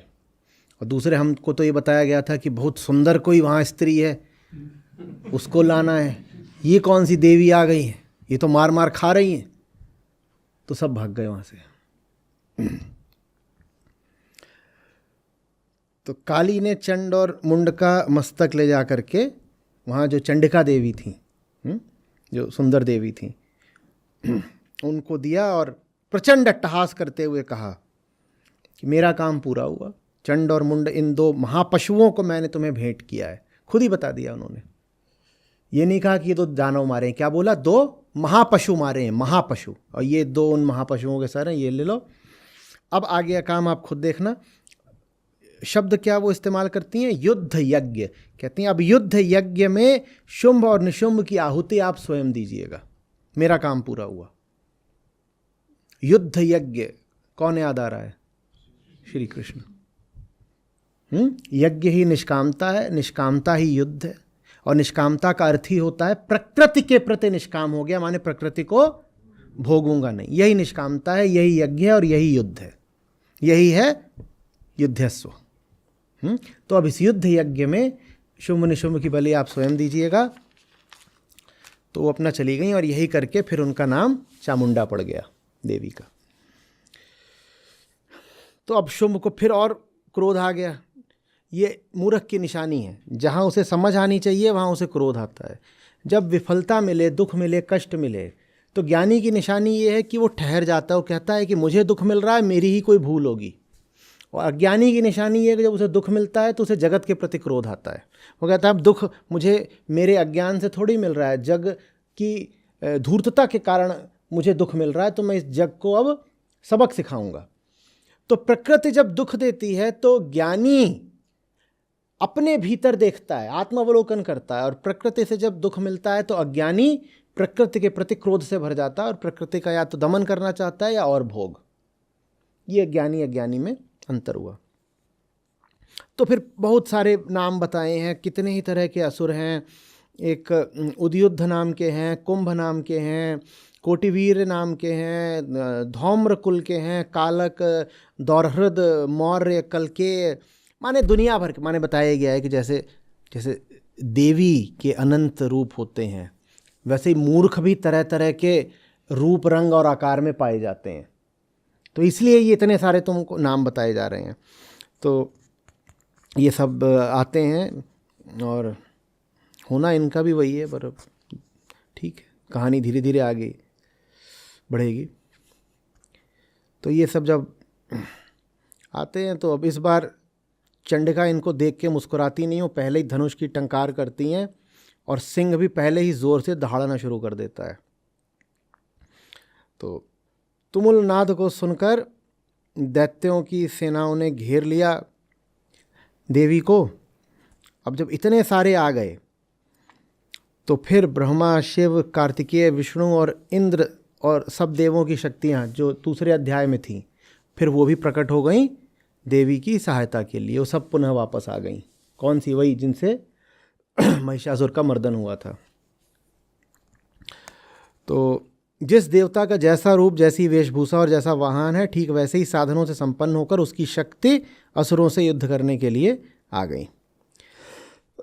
तो ब्रह्मा जी की शक्ति उपस्थित हुई, उन्हें ब्रह्माणी बोलते हैं। महादेव जी की शक्ति आ गई, उनको शक्ति ही बोलते हैं। कार्तिकेय की शक्ति रूपा जगदम्बिका और भगवान विष्णु की शक्ति गरुड़ पर विराजमान होकर आ गई। माने जो देवता का वाहन वही शक्ति का वाहन, जो देवता का अस्त्र वही शक्ति का अस्त्र। ठीक है, तो माने जो देवता भी हैं उनकी भी जो शक्ति है वो प्रकृति से ही है। मतलब समझ लो जैसे विष्णु अपने वाहन पे चलते हैं, बिल्कुल उसी तरह उनकी शक्ति उन्हीं के वाहन पे चल रही है। माने जो सब देवता हैं उनकी भी शक्ति प्रकृति से ही है, वो एक ही है।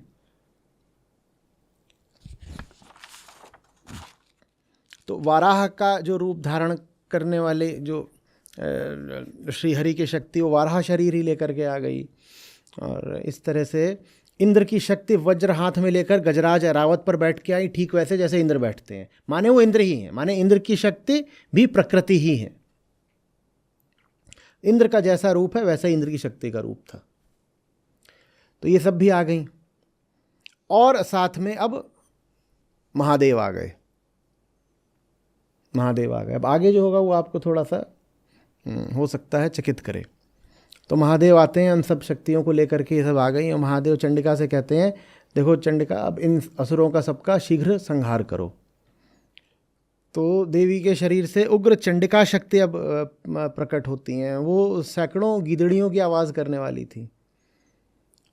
और महादेव जब बोलते हैं चंडिका से कि आप इनका संहार करिए सबका, तो चंडिका कह रहे महादेव से बोल रही है, अब महादेव देवत्व का शीर्ष, तो उनसे कह रही हैं आप एक काम करिए, आप मेरे दूत बनिए, आप मेरे दूत बनिए। और कह रहे हैं कि आप जाइए और उन दोनों शिव निशुम से कहिए कि ना युद्ध करें, अगर जान बचानी है तो पाताल लोग वापस भाग जाएं, देवताओं को उनका जो न्यायपूर्वक राज्य है वापस कर दें, और आपका जो जगह है, आपका राज्य पाताल लोक में, आप अपने पाताल लोक में जाइए। इससे किसकी याद आ रही है? श्री कृष्ण की फिर याद आ रही है। तो चूंकि उन्होंने शिव को ही अपना दूत बना लिया, तो इसीलिए देवी को शिवदूती भी कहते हैं। शिवदूती माने कहा यह जा रहा है कि आप जिनको सबसे श्रेष्ठ मानते हैं, प्रकृति की एक क्षमता है कि प्रकृति उनको भी अपना दूत ही बना लेती है। माने शिव के माध्यम से प्रकृति भी कोई संदेश दे रही है। दूत का क्या काम होता है? संदेश देना। तो जो शिव की, महादेव की पूरी हमारी अवधारणा है, वो भी वास्तव में प्रकृति का कोई संदेश देने के लिए ही है। प्रकृति वो जो शिव के माध्यम से अपना संदेश भिजवाए, तो इसीलिए देवी को शिवदूती भी कहते हैं। ठीक है, तो शिव गए संदेश देने, शिव का भी वही हुआ जो कृष्ण का हुआ था। श्री कृष्ण गए थे, दुर्योधन ने नहीं सुनी, और महादेव शिव गए तो शुभ निशुम ने नहीं सुनी, बोले कुछ नहीं, भागो, हमको तो लड़ाई करनी है, हम इसको हरा के जीत लेंगे। अच्छा ठीक है, तो और गुस्से में आ गए दोनों दैत्य, और अब लड़ाई करने लग गए। तो आगे बहुत विस्तार है कि किस तरह सब देवियों ने, अब एक तो है नहीं, देवी के अब इतने रूप आ गए हैं, सब देवताओं ने अपनी अपनी शक्ति भेज दी, तो सबका विस्तार से वर्णन है कि किस देवी ने किस किस तरीके से पिटाई लगाई, और सब ने अलग अलग तरीके से लगाई। जो वराही थी उन्होंने कहते थुथुन से मार मार के मार दिया। जो ब्रह्मा की ब्रह्माणी थी, वो ब्रह्मा जी तो सात्विक देवता, तो वो अस्त्र वस्त्र लेके नहीं आई थी, वो कमंडल में जल भर के लाई थी, तो जो आता था उस पर जल मारती थी। जब जल मारती थी तो वो निस्तेज हो जाते थे, उनका सारा बल समाप्त हो जाता, तो भग जाते थे। तो सबने अपने अपने तरीके से ये राक्षसों को मार भगाया। तो ये सब जब भग गए तो एक जग पड़ा, उसका नाम था रक्त बीज। बोला ये तो सबकी पिटाई हो रही है, मैं बताता हूँ, असली तो मैं हूँ। रक्त बीज का क्या मतलब है? रक्त बीज का मतलब है कि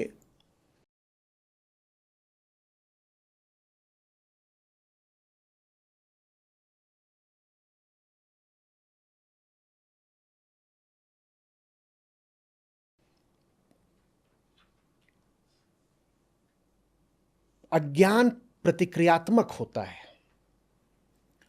उसको अगर मारो एक चोट तो वो 5 गुनी प्रतिक्रिया करता है। मूर्ख क्रोध में है और तुम उसके क्रोध पे चोट करो तो उसका क्रोध 5 गुना हो जाएगा। मूर्ख को ज्ञान देने जाओ तो उसका अज्ञान 5 गुना बढ़ जाएगा। अहंकार तिल मिलाता है, प्रतिक्रिया करता है। यह रक्त बीज का सिद्धांत है। मुझे मारोगे तो मैं 5 गुना हो जाऊंगा, मुझे मारोगे तो मैं 5 गुना हो जाऊंगा, या 15 गुना हो जाऊंगा, 50 गुना हो जाऊंगा। जितना मुझ पर आघात करोगे मैं उतना ताकतवर हो जाऊंगा। यह अहंकार की निशानी है। अहंकार पर चोट करो, अहंकार और बड़ा हो जाता है। जितना तुम मुझ पर आघात करोगे मैं उतना बड़ा हो जाऊंगा, उतना विस्तृत हो जाऊंगा, उतना फैल जाऊंगा। ये रक्त बीज है। तो रक्त बीज माने कुछ और नहीं, अहंकार ही रक्त बीज है। अहंकार की प्रतिक्रियात्मकता का नाम रक्त बीज है।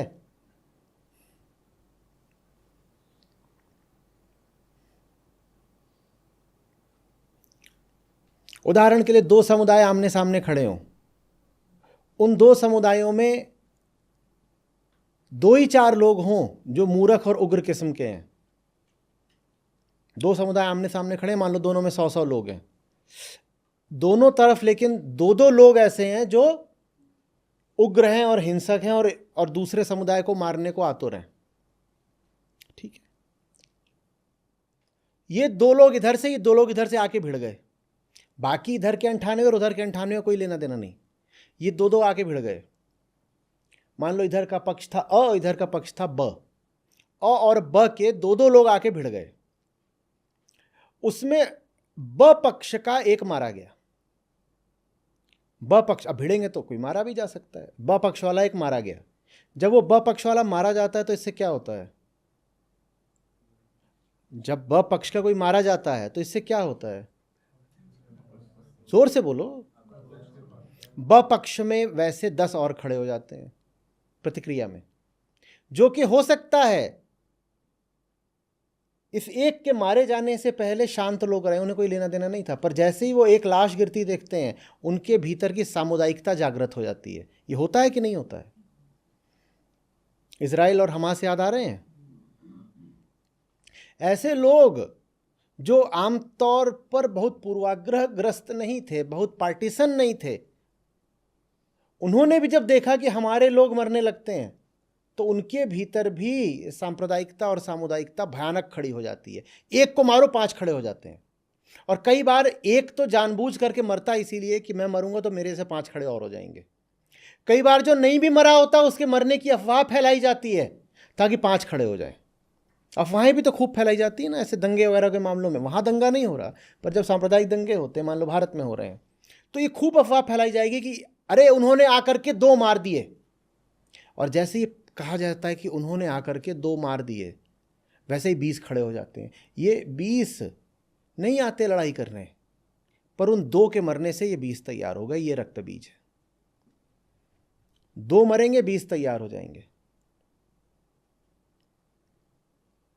तो इसलिए फिर जो योग्य रणनीतिज्ञ होते हैं वो कहते हैं कि ये सब जो इस तरह के लोग हैं, इन्हें आसानी से शहीद मत होने दो, इन्हें बहुत आसानी से मार्टियर मत बनने दो, क्यों अगर एक इनमें से बन गया कि मैं तो शहीद हूं, तो उसके पीछे पीछे 20 खड़े हो जाएंगे।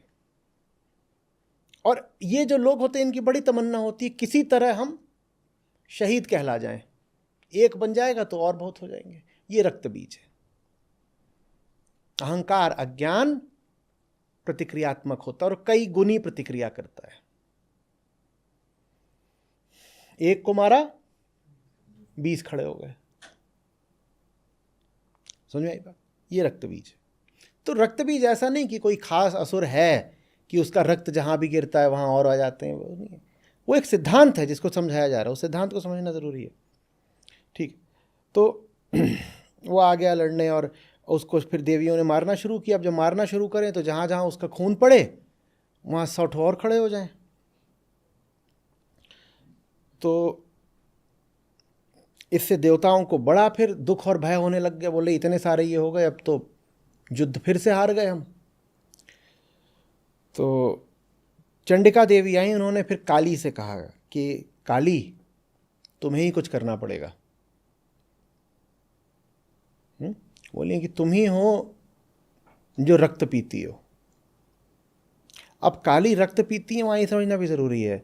आप नवदुर्गा में काली को बलि चढ़ाने लग जाते हो, किसकी? बकरे की। बकरे का रक्त तो थोड़ी पीती हैं वो रक्त बीज का रक्त पीती हैं, वो मनुष्य के अहंकार का रक्त पीती हैं। या रक्त बीज कोई बकरा था? रक्त बीज तो एक मनुष्य है जिसमें ज़बरदस्त अज्ञान और अहंकार है ना।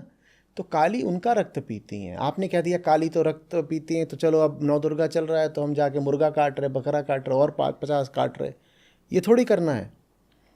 तो कहती हैं एक काम करना काली, चंडिका देवी काली देवी से कहती हैं तुम अपना मुंह खोलना और मैं इसको मारूंगी, और जहाँ जहाँ इसका खून गिरे तुम वो जो खून है उसको पी लेना। तो काली कहती हैं ठीक है। तो इस तरह मारा और वो उसका अपना खून पीती गई। आगे और उसका विस्तार से वर्णन है।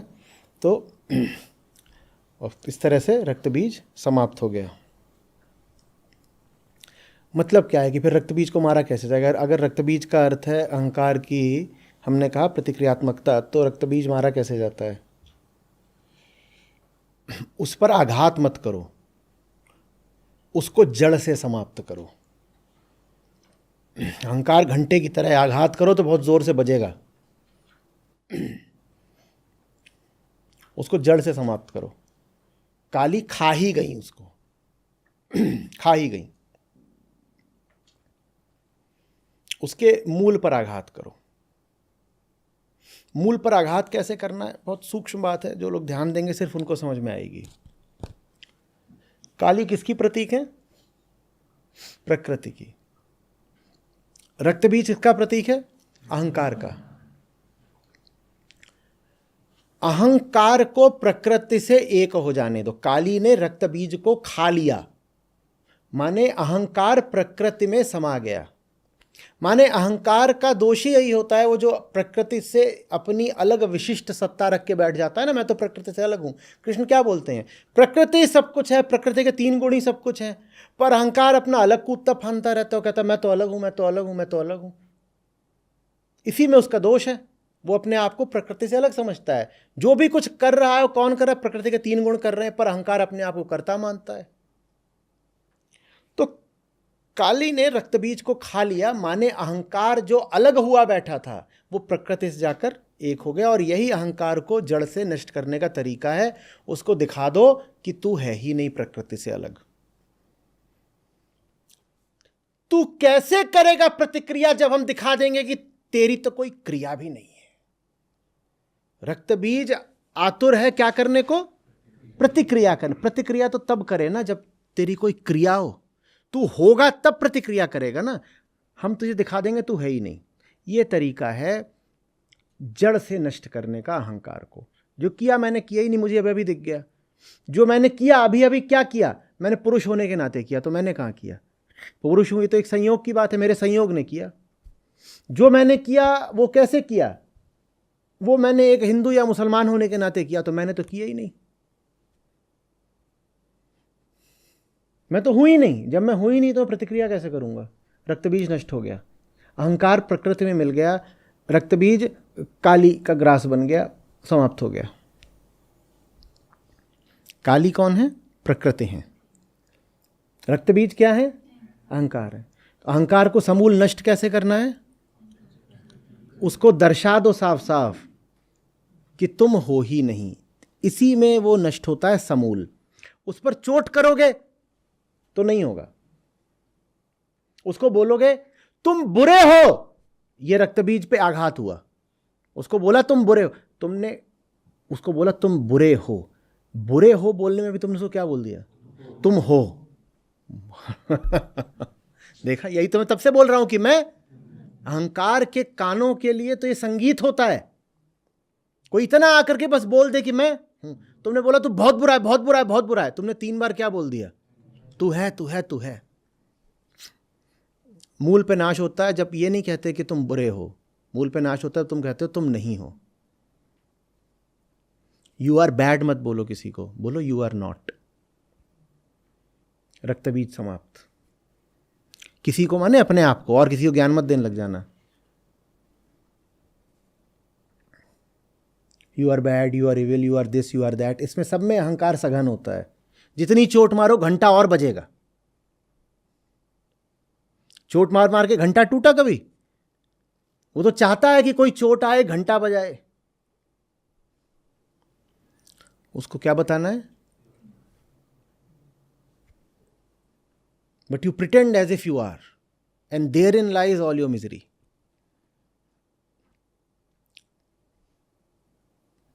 ये रक्त बीज का सिद्धांत है। ठीक है। तो रक्त बीज गए। अब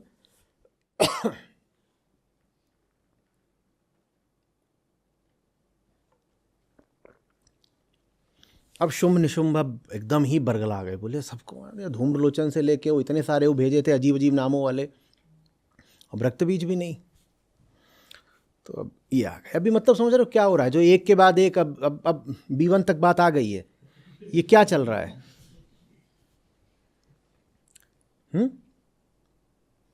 ये क्या हो रहा है कि अहंकार जब दुख पाता है, चोट पाता है, हानि पाता है, ये हानि हो रही है ना लगातार दैत्यों की, तो वो और ज्यादा अपने अंधेरे में डूबता चला जाता है। काश कि ऐसा होता कि दुख भी हमको सत्य की तरफ धकेल पाता, हमारा दुख भी हमें नहीं सत्य की तरफ धकेल पाता।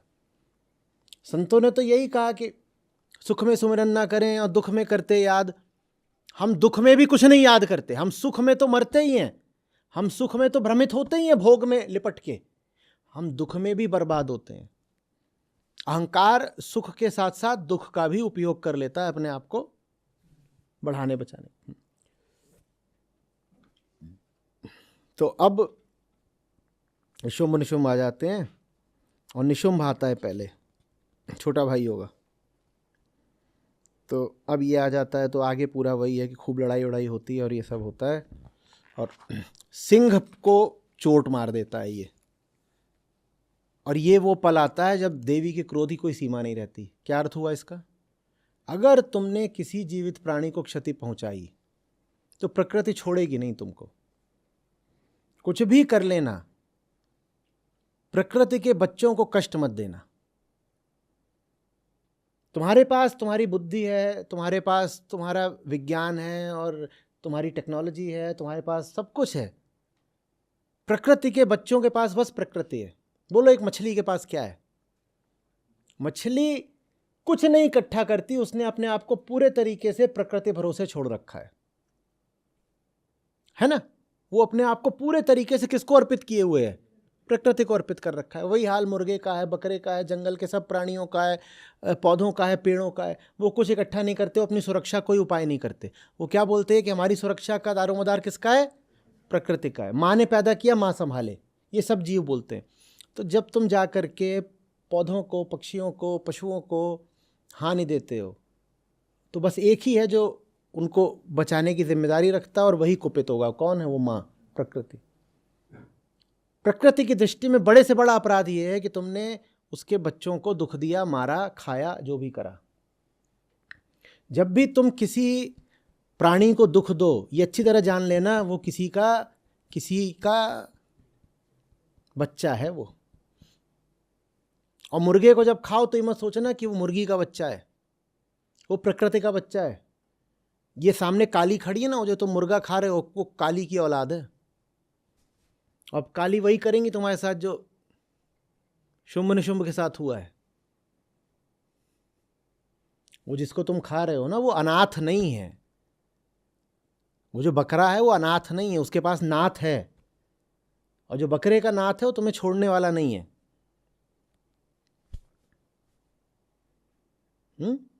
बकरा भी जब कटने वाला होता है ना तो याद करता है अपनी माँ को। माँ को याद करता है जब बकरा, तो कौन सी? बकरे की माँ बकरी नहीं, प्रकृति माँ। तो वो छोड़ने नहीं वाली है। कोई भी प्राणी जब मर रहा होता है, देखा कितनी जोर से वो रिरियाता है, घिघियाता है, वो याद कर रहा है, वो आवाज पुकार भेज रहा है। वो माँ को बोल रहा है कि ये देखो मेरे साथ कुछ गलत हो रहा है माँ।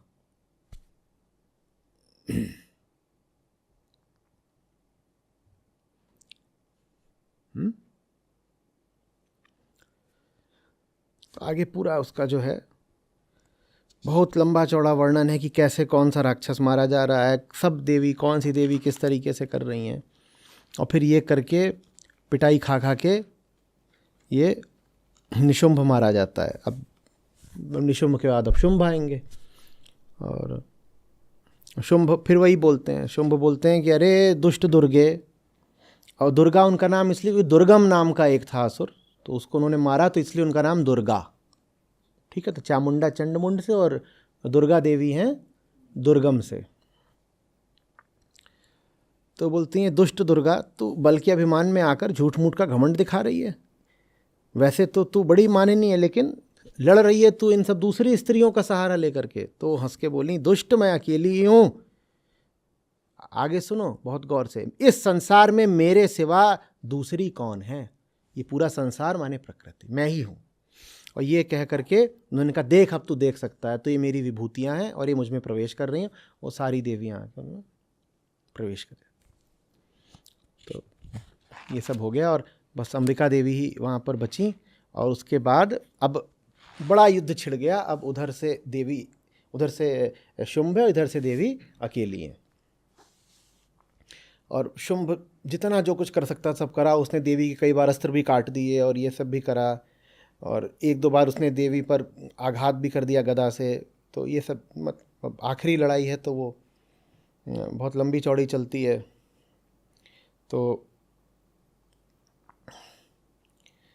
एक जगह आती है जब वो सीधे आकर के सामने ही खड़ा हो जाता है और देवी पर मुष्टिका प्रहार करता है मुक्के से, बहुत ज़ोर से एकदम। तो आगे ये है, एक तो पता नहीं है कि ये बताया जा रहा है कि असुर बड़े बलशाली हैं या उनका मजाक उड़ा के अपमान किया जा रहा है। तो यह है कि असुर मुक्का तानकर बड़े वेग से देवी की ओर झपटा और उसने देवी की छाती में एक मुक्का मार दिया। जब देवी ने मुक्का मार दिया तो देवी ने उसको चाटा मार दिया। जब चाटा तो देवी का थप्पड़ खाकर दैत्यराज शुंभ पृथ्वी पर औंधे मुँह गिर पड़ा। अब ये दैत्य हैं, मुक्का उक्का मारने गए थे और मतलब समझो क्या है, तुम होगे बहुत बड़े दैत्य, प्रकृति का एक चांटा तुम्हारे लिए काफ़ी है, कलपते रहना फिर इधर उधर।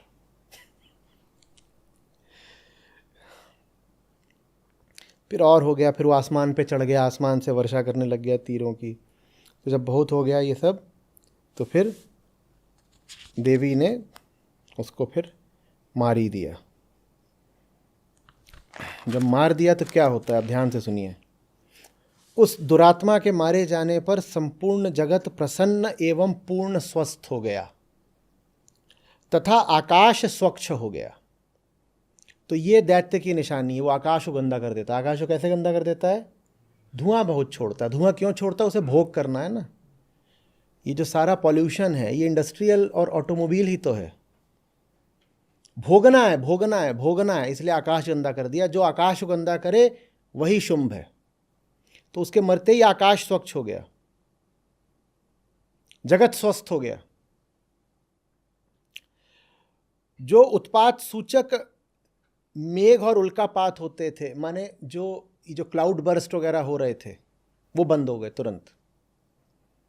फिर से याद आ गया ना, गंगा याद आ गई, गंगोत्री याद आ गया, उत्तराखंड याद आ गया। और उस दैत्य के मरते ही नदियां ठीक मार्ग से बहने लगीं। ये जो भोगने के लिए आपको इतनी बिजली चाहिए, उसके लिए आप बांध बनाते हो और नदियों में कचरा डालते हो, नदियों को बर्बाद कर दिया। ये जो नदियों को बर्बाद करे वही असुर है, उसी के लिए दुर्गा सप्तशती लिखी गई है।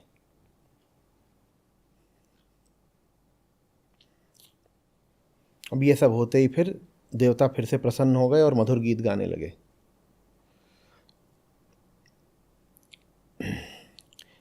तो जब देवता ये सब करने लग गए तो इस बार देवी ने पहले ही बता दिया कि ये अभी आगे भी होगा, मैं तब आ जाऊंगी तुम्हारी सहायता के लिए। इशारा किधर को है समझना। दैत्य ही है जो राज कर रहे हैं और दैत्य ही हैं जिन्होंने नदियों को, पहाड़ों को और आसमान को और मेघों को खराब कर रखा है। इशारा क्या है? क्या बोला जा रहा है? बोला जा रहा है कि राज्य देवी के हाथ में होना चाहिए। दैत्यों के हाथ में अगर राज्य होगा तो प्रकृति की दुर्दशा हो जाएगी, और अगर प्रकृति की कहीं दुर्दशा देखो तो जान लो कि राज्य दैत्यों के हाथ में है।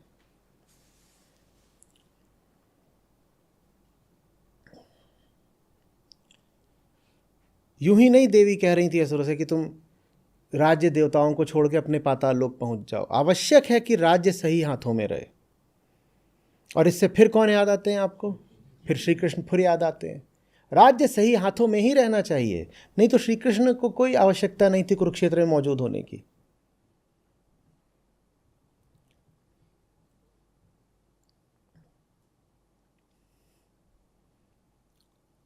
जब राज्य गलत हाथों में रहता है तो बाहर जो प्रकृति है वो तो बर्बाद होती है, भीतर की प्रकृति बर्बाद हो जाती है।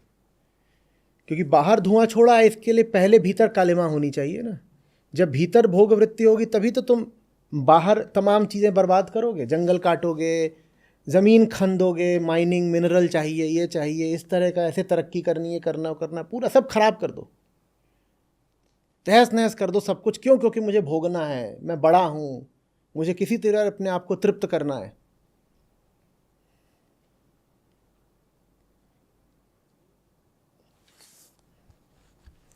राजा से आशय यही नहीं है कि राजनीतिक सत्ता किसके हाथ में है, हर प्रकार का बल किसके हाथ में है। अगर आपके आदर्श वो लोग हैं जो आदर्श हैं इसीलिए क्योंकि वो भोगते खूब हैं, तो फिर आप भी तो भोगोगे ही ना। आप बहुत खुश हो जाते हो, आपका कोई आदर्श होता है, कोई इन्फ्लुएंसर होता है, वो दिखाता है कि देखो मैं प्राइवेट जेट से आया। आप बिल्कुल नहीं सोचते कि ये 5 लोगों के लिए एक पूरा हवाई जहाज़ वहाँ से यहाँ तक चला है, तो उससे कितना ज़्यादा कार्बन एमिशन हुआ। क्या आप सोचते हो? बल्कि आप और कहते हो मुझे भी ऐसा ही बनना है। तो समाज में जो लोग प्रतिष्ठित हों, सम्मानित हों, वो बहुत सही लोग होने चाहिए। अगर समाज में गलत लोग प्रतिष्ठा पा रहे हैं तो पूरा समाज ही बर्बाद हो जाएगा। सप्तशती यही इशारा कर रही है। दैत्यों के हाथ में किसी भी तरह की सत्ता नहीं जानी चाहिए। जिसको आप आदर्श या रोल मॉडल बना रहे हो, वो खुद दिखा रहा है कि मैं कितने तरीक़ों का मटन खाता हूँ और बनाता हूँ। उसका इंटरव्यू हो रहा है, उसमें हंस हंस के बता रहा है कि देखो मैं तो बिना मटन के खा ही नहीं सकता। तो आप भी तो फिर खाओगे ना। सत्ता आपने दे दी ना उसके हाथ में। सत्ता सिर्फ राजनीतिक नहीं होती। आपने एक गलत आदमी को प्रसिद्धि दे दी, वो गलत आदमी एक और गलत आदमी के पास जाके बैठ जाता है, दूसरा गलत आदमी भी तो प्रसिद्ध हो जाएगा ना। एक मूर्ख आदमी को प्रसिद्ध बनाने का क्या नतीजा होगा? वो 10 और मूर्खों को प्रसिद्ध बना देगा जिनको नहीं प्रसिद्ध होना चाहिए था, और वो जाएगा मूर्खों के पास ही। आज बहुत सारे ऐसे उदाहरण हैं जहां किसी एक को प्रसिद्ध करने के लिए, जो कि अभी नहीं है, 100 तरह के नेता वगैरह उसके पास लाके बैठा दिए जाते हैं। वो जो बिल्कुल गुमनाम था वो भी प्रसिद्ध हो जाता है। नेताओं को बैठा दो, खिलाड़ियों को बैठा दो, कलाकारों को, फिल्मकारों को, इन सबको, जो भी लोग हैं सेलिब्रिटी कहलाते हैं, इन सबको ले आओ। इससे पता क्या चलता है कि जिनको आपने सेलिब्रिटी बना रखा है उनको सेलिब्रिटी होना ही नहीं चाहिए था। आपने बहुत मूर्ख किस्म के लोगों को, बहुत गलत किस्म के लोगों को, बहुत दानव किस्म के लोगों को अपना सेलिब्रिटी, अपना आदर्श, अपना रोल मॉडल बना रखा है। और पूरी दुर्गा सप्तशती, पूरी नवदुर्गा आपको यही समझाने के लिए है, इनके हाथों में बल, प्रतिष्ठा, सत्ता मत दे देना। ये कहीं का नहीं छोड़ेंगे। ये जो 50 तरीके के राक्षसों के नाम बताए गए वो यही हैं जो आपके आदर्श हैं, रोल मॉडल हैं। कोई मनोरंजन की दुनिया से, कोई खेल की दुनिया से, कोई उद्योग की दुनिया से, ज़्यादातर तो वही पैसे वाले लोग, वही, कोई राजनीति की दुनिया से, कोई कहीं से, कोई धर्म की दुनिया से।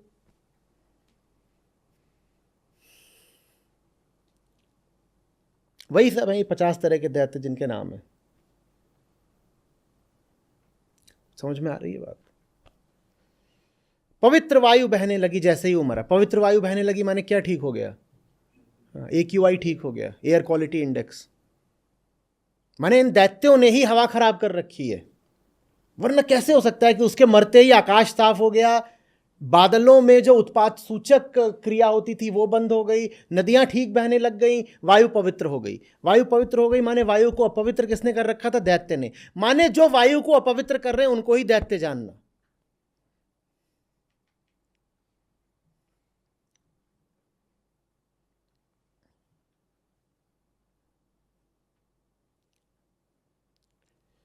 सूर्य की प्रभा उत्तम हो गई। सूरज की रोशनी एकदम साफ दिखाई देने लग गई। कब दिखाई देने लग जाता सूरज की रोशनी साफ? जब जब प्रदूषण कम हो जाता है। सूर्य की प्रभा उत्तम हो गई।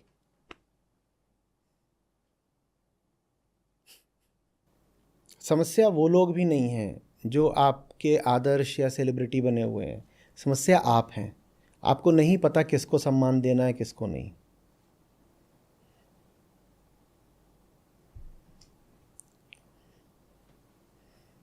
आप किसी भी छली को, मूर्ख को, किसी बिल्कुल वर्थलेस व्यक्ति को सर पे चढ़ा लेते हो। और कोई महाभोगी हो उसको तो आप सर पे ना चढ़ाओ, हो ही नहीं सकता। उसको बस ये दिखाना है कि देखो मेरे पास पैसा कितना है। लोग अपने पैसों का प्रदर्शन करते हैं। कोई बड़ी कोठी बना ले, आप उसको सम्मान देना शुरू कर देते हो। कोई बड़ी गाड़ी खरीद ले, आप सम्मान देना शुरू कर देते हो। वर्चुअल वर्ल्ड में यूट्यूब वगैरह होता है, उसमें कोई अपने थंबनेल पे ये दिखा दे कि देखो मेरे पास कितने करोड़ रुपए हैं, आप तुरंत वो वीडियो देखना शुरू कर दोगे।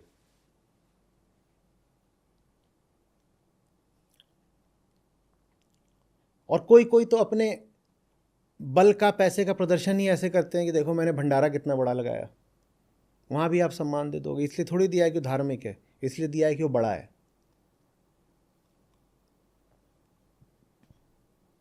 हमें नहीं पता कि सम्मान किसको देना है, और जो सत्य को सम्मान नहीं देगा वो कभी नहीं जान पाएगा कि सम्मान किसको देना होता है। वो तरह तरह के झूठों को सम्मान दे देगा।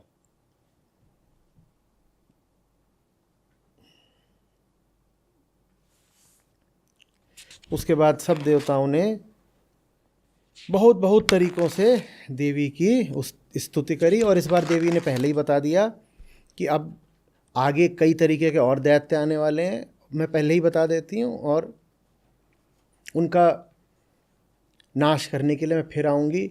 आगे के लिए एक दैत्य उन्होंने बताया है कि वैप्रचित्त नाम के दानव होंगे। अब बोले उनको जब मारूंगी मैं तो बहुत बुरा मारूंगी, और उनका खून पीऊंगी। जब खून पीऊंगी तो खून चेहरे पे लग जाएगा और मेरे दांतों पे लग जाएगा, दांत अनार की तरह बिल्कुल लाल हो जाएंगे, और तब मेरा नाम होगा रक्तदंतिका। तो देवी पहले ही आपको सूचित कर गई हैं। अब वो कौन सा दानव है आप जानिए, लेकिन देवी ने बता दिया है कि उनका अगला नाम है रक्तदंतिका। तो नहीं, ये वो लोग नहीं हैं जिनको सुधारा जा सके। सुधारने के लिए तो स्वयं महादेव को भेजा, शिव को दूत बना लिया मैंने अपना, तब भी नहीं सुधरे। तो अब तो यही है कि इनका रक्त ही पिया जाए, रक्तदंतिका। जो सुधर नहीं सकता उसके लिए श्री कृष्ण ने क्या नाम दिया था? अमृत, पॉइंट ऑफ नो रिटर्न। तुम अपनी चेतना को अगर एकदम ही गिरा दोगे तो एक बिंदु ऐसा आता है जिसके बाद तुमको न कृष्ण बचा सकते हैं न शिव बचा सकते हैं। हमने दोनों को असफल होते देख लिया ना। कृष्ण के भी गए थे, शांति का दूत बन के असफल हो गए, और शिव भी गए थे, शांति का दूत बन के असफल हो गए। तो देवी पहले ही कह दे रही हूँ, क्या भी नहीं रही है कि मैं शांति का प्रयास करूंगी। वो कह रही है रक्तदंतिका। आगे और बता दिया, बोल रही हैं आगे अब पृथ्वी पर वर्षा रुकने वाली है और पानी का अभाव होने वाला है। बोल रही हैं और तब मैं आऊंगी और किसी तरीके से मैं कुछ शाक उत्पन्न करके प्राणियों को बचा कर रखूंगी, तब मेरा नाम होगा शाकंभरी।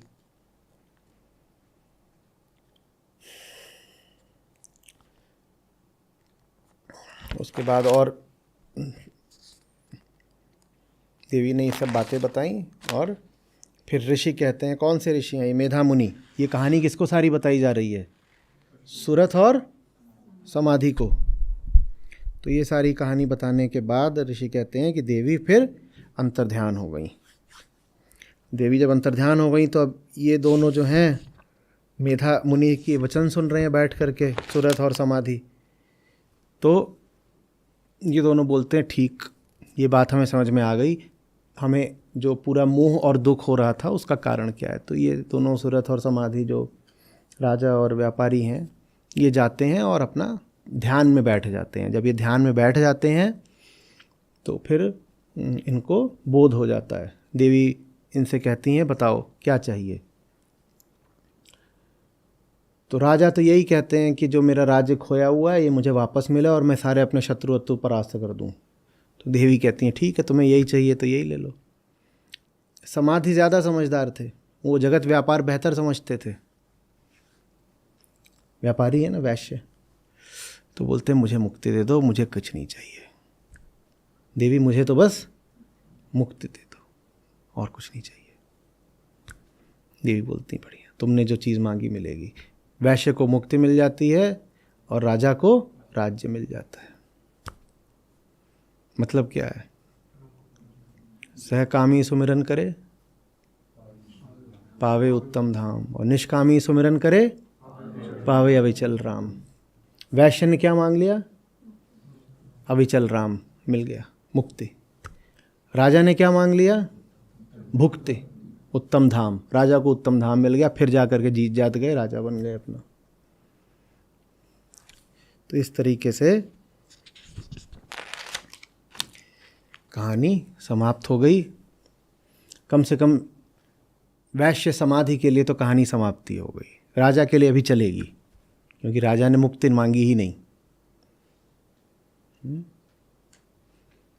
तो नवदुर्गा के अवसर पर दुर्गा सप्तशती का हमारा पाठ यहाँ पर आकर के समाप्त होता है। पर देवी देवी का बोध,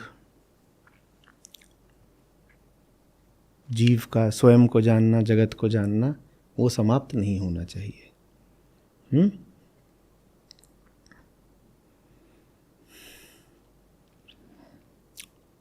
हमेशा से कहा जाता रहा है, खास तौर पे जो शाक्त धारा है उसमें, कि नवदुर्गा में जिसने दुर्गा सप्तशती का पाठ कर लिया उसके सारे पाप कट जाते हैं।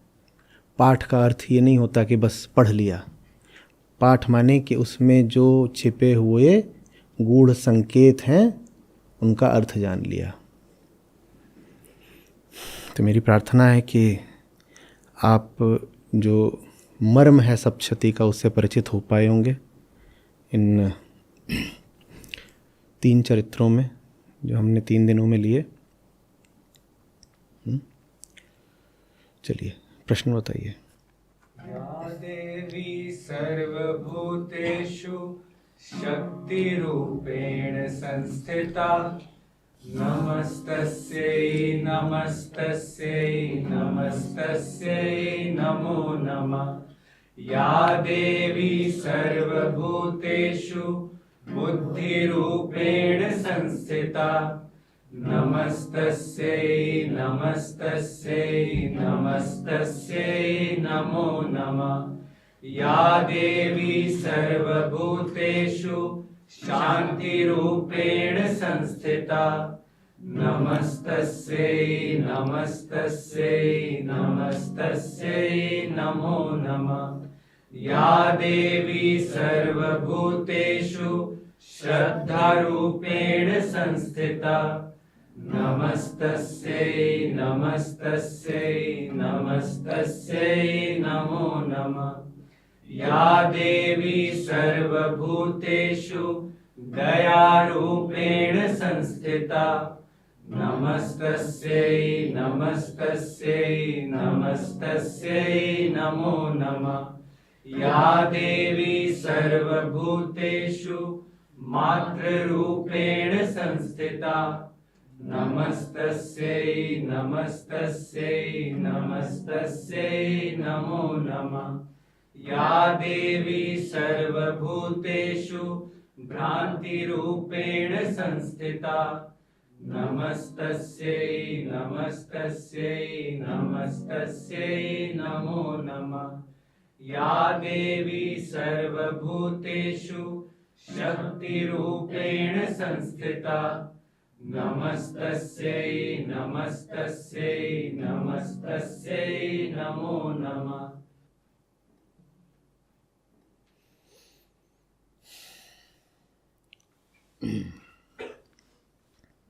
प्रणाम आचार्य जी जी। आप इसी अध्याय में सर आपने बताया 3 अध्याय में, ये 3 अध्याय में देवता संसार से वस्तुओं का ही क्यों मांग करते हैं सर? मुक्ति की इच्छा क्यों नहीं कर पाते? और इसका कोई उत्तर नहीं होता, ये तो प्रेम की बात होती है। जब तक इतना आत्मज्ञान नहीं होगा कि दिखने लगे कि मैं जो हूँ या मैं जो अपने आप को मानता हूँ उसका कोई कल्याण नहीं हो सकता दुनिया की चीज़ें पा करके, तब तक आप दुनिया की चीज़ें मांगते ही रहोगे। ये दुनिया में जो कुछ भी है उसका भोग आपको आशा देता रहेगा। आपको लगेगा अभी 5-7 और चीज़ें बची हैं ना, वो भोगी नहीं, उनको भोग लूँ तो क्या पता तृप्ति शांति मिली जाए। ये आशा बनी रहेगी क्योंकि दुनिया में चीज़ें कितनी हैं? अनंत हैं। तो हमेशा ऐसी चीज़ें बची रहेंगी जो आपने अभी भोगी नहीं। आपको 10,000 साल की भी अगर उम्र मिल जाए तो भी ऐसी चीज़ें बची रहेंगी जो भी आपने भोगी नहीं। तो आशा बनी रहेगी कि और भोग लूँ और भोग लूँ। उस आशा को काटने का एक ही तरीका होता है आत्मज्ञान। अपनी प्रकृति को, जो अपना भीतरी एल्गोरिदम है ना, उसको जानना पड़ता है। और ये जानना पड़ता है कि इसमें ये जो बाहर का माल है, ये कितना भी डाल लो, ये जो भीतर की व्यवस्था है, इस सिस्टम को बाहर का माल कितना भी फीड कर लो, ये भीतर का सिस्टम उस माल से कभी भी संतुष्ट नहीं। जब ये दिख जाता है तब मनुष्य मुक्ति मांगता है। आत्मज्ञान के बिना मुक्ति नहीं मांगी जा सकती। जो अपने भीतरी व्यवस्था से परिचित नहीं है वो मुक्ति कभी मांगेगा ही नहीं, वो भुक्ति मांगेगा, भोग। तो ये फिर देवता लोगों ने और राजा सुरथ ने भी क्या मांगा? भोग मांगा। पर उन्होंने चलो देवी से नमित होकर मांगा तो फिर उसको कहते हैं कि अच्छा बढ़िया तुम्हें मिल जाए। लेकिन स्वर्ग नर्क इन सब को भी कभी ये नहीं कहा गया कि ये कोई बहुत बड़ी चीज़ है। अध्यात्म का लक्ष्य ये नहीं होता कि स्वर्ग और नर्क तो दोनों सुख और दुख के प्रतिनिधि हैं। अध्यात्म का लक्ष्य होता है मुक्ति। मुक्ति आप तब तक नहीं मांग सकते जब तक आपने अपने आप को ठीक से नहीं देखा। जो स्वयं को जानने लगता है वही बस कहता है कि अरे ये धंधा ख़त्म करो, मैं कहाँ बेकार फंस रहा हूँ, ख़त्म करो, वही मुक्ति मांगता है। देवता कहाँ से आत्मज्ञानी हो गए? देवताओं का तो सुख का लोक है, उसमें अप्सराएं हैं। इसमें भी है कि जब सब मारे गए तो अप्सराओं ने नृत्य करना शुरू कर दिया और देवता प्रसन्न हो गए। तो देवताओं का तो पूरा भोग का ही स्थल है। स्वर्ग का मतलब है कि ऊंचे से ऊंचा भोग, भोग अप्सरा, कल्पवृक्ष, ये नदी वो नदी। देवता कभी बूढ़े नहीं होते, ये सब अपना उनका भोगने का हिसाब है पूरा। वो मुक्ति नहीं मांगेंगे। जो मुक्ति मांगे वो देवताओं से ऊंचा होता है।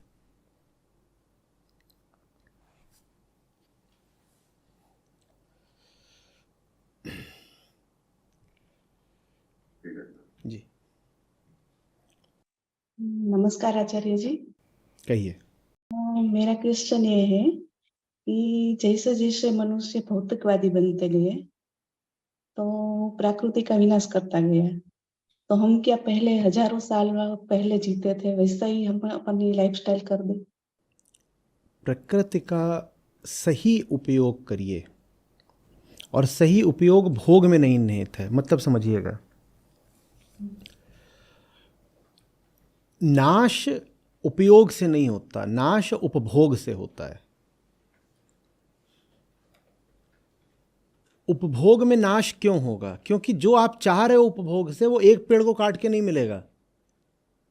वो 100 पेड़ को काटो फिर भी नहीं मिलेगा। तो आप कितने काटोगे? 1000 काटोगे तब भी नहीं मिलेगा, तो कितने काटोगे?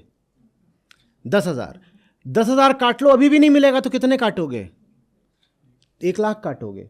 उपयोग में हो सकता है कि आपका काम एक पेड़ की 5 पत्तियों से चल जाए। उपयोग में एक पेड़ की 5 पत्तियां काफी होती हैं। प्रकृति नहीं मना कर रही कि एक पेड़ की 5 पत्ती नहीं ले सकते। किसने मना किया? वो उपयोग है। और 5 पत्तियां काफी होती हैं क्योंकि आपको पता है उनका क्या काम होना है। उपभोग में आपको पता ही नहीं इससे मिलना क्या है, बस काट रहे हो, मिल नहीं रहा फिर भी काट रहे हो, और चूंकि नहीं मिल रहा इसलिए और ज्यादा काट रहे हो। उपयोग कभी भी अंधाधुंध हो ही नहीं सकता। उपयोग की परिभाषा ही यही है कि वो अंधाधुंध नहीं हो सकता।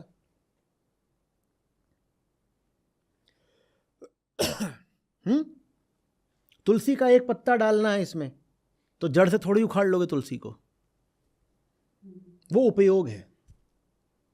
उपभोग क्या है? उपभोग ये है कि मांस खाना है, तो उसके लिए जानवरों के लिए दाना उगाना पड़ेगा। और दाना उगाना है तो क्या करना है? जमीन चाहिए, जंगल काटो। दुनिया की 70% जमीन पर जानवरों के लिए अन्न उगाया जाता है। ये उपभोग है। और आप कितना मांस खा सकते हो उसका कोई अंत नहीं है, क्योंकि मांस कितना भी खाते रहो संतुष्टि तो मिलती नहीं ना। पर मैं थोड़ी कहूँगा कि मैं इसमें पूरा तुलसी का पेड़ डाल दूंगा, उससे मुझे क्या मिलेगा? एक पत्ती काफ़ी है। ये उपयोग कहलाता है। उपयोग में इतना सा काफ़ी होता है। आपको बहुत बड़ी बीमारी हो गई हो तो आपको बहुत बड़ा ड्रम भर के दवाई दी जाती है। आपकी बीमारी बहुत बड़ी हो तो जितनी बड़ी बीमारी होती है आपको उतना बड़ा ड्रम भर के दवाई पिलाई जाती है। बीमारी कितनी बड़ी हो, उपयोग की वस्तु तो इतनी सी होती है ना। आपको कैंसर भी है तो दवाई तो इतनी सी दी जाती है। उपयोग में नहीं अंधाधुंध नाश करना पड़ता, उपभोग में नाश करना पड़ता है। आपकी जो उपयोग मूलक आवश्यकताएं हैं, प्रकृति उतना आपको सहर्ष दे देगी जैसे माँ अपने बच्चे को दे देती है। ले, बच्चा माँ का दूध पीता है, उससे माँ मर जाती है क्या? लेकिन यही बच्चा असुर पैदा हो गया और बोले खून पीऊंगा, तो माँ तो मरी जाएगी। बच्चे को दूध देने में माँ का कुछ भी नहीं चला जाता। तो प्रकृति आपको उतना देने को तैयार बैठी है जितना आपको सचमुच चाहिए। पृथ्वी को जल देने में बादलों का क्या चला गया? नदी बह रही है, उस पर जाके प्राणियों ने पानी पी लिया, नदी का कुछ नहीं चला गया कि चला गया? समुद्र में मछलियां रहती हैं, समुद्र उनसे किराया नहीं मांगता, समुद्र का कुछ चला ही नहीं गया। लेकिन आप समुद्र का उपभोग करते हो, अब वहां समुद्र बर्बाद हो जाएगा। इतनी मछलियां इतने करोड़ों सालों से समुद्र में रह रही हैं, समुद्र का कुछ बिगड़ गया?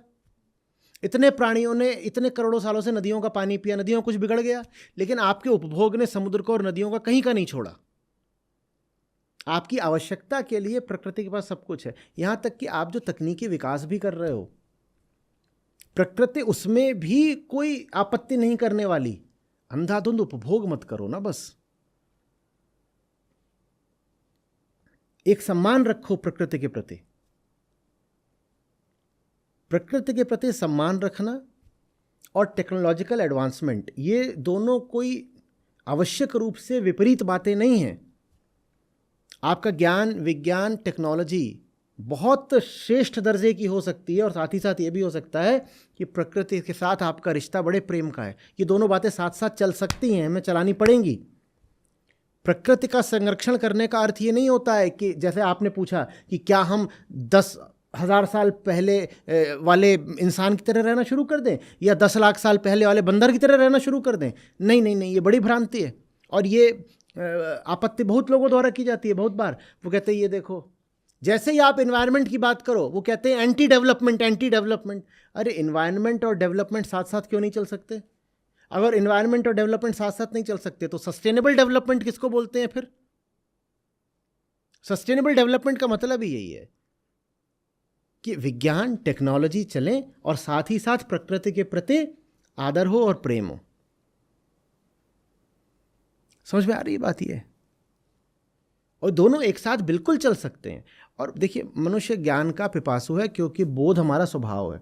तो ज्ञान तो हम मांगेंगे। उपनिषद खुद अविद्या को बहुत सम्मान देते हैं। ज्ञान तो हम मांगेंगे,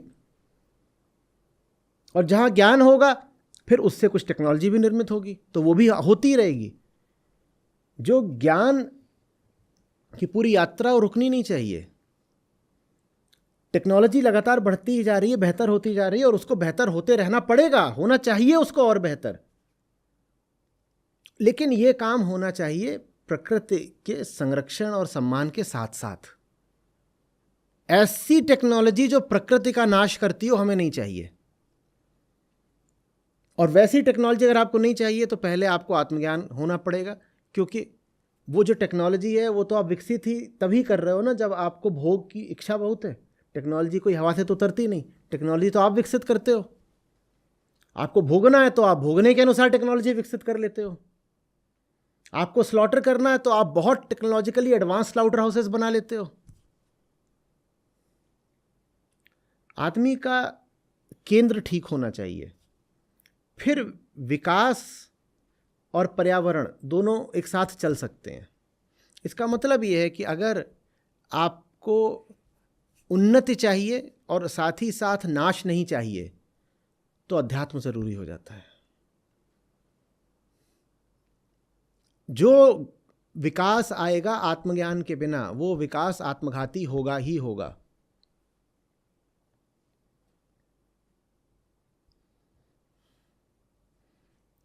जिन लोगों को विकास की जितनी ललक हो उन लोगों को उतना ज्यादा आत्मज्ञान चाहिए, तभी विकास विनाशकारी नहीं होगा। नहीं तो विकास का अर्थ ही विनाश होगा। उपभोग और उपयोग का डिफरेंस पता होना चाहिए। हाँ,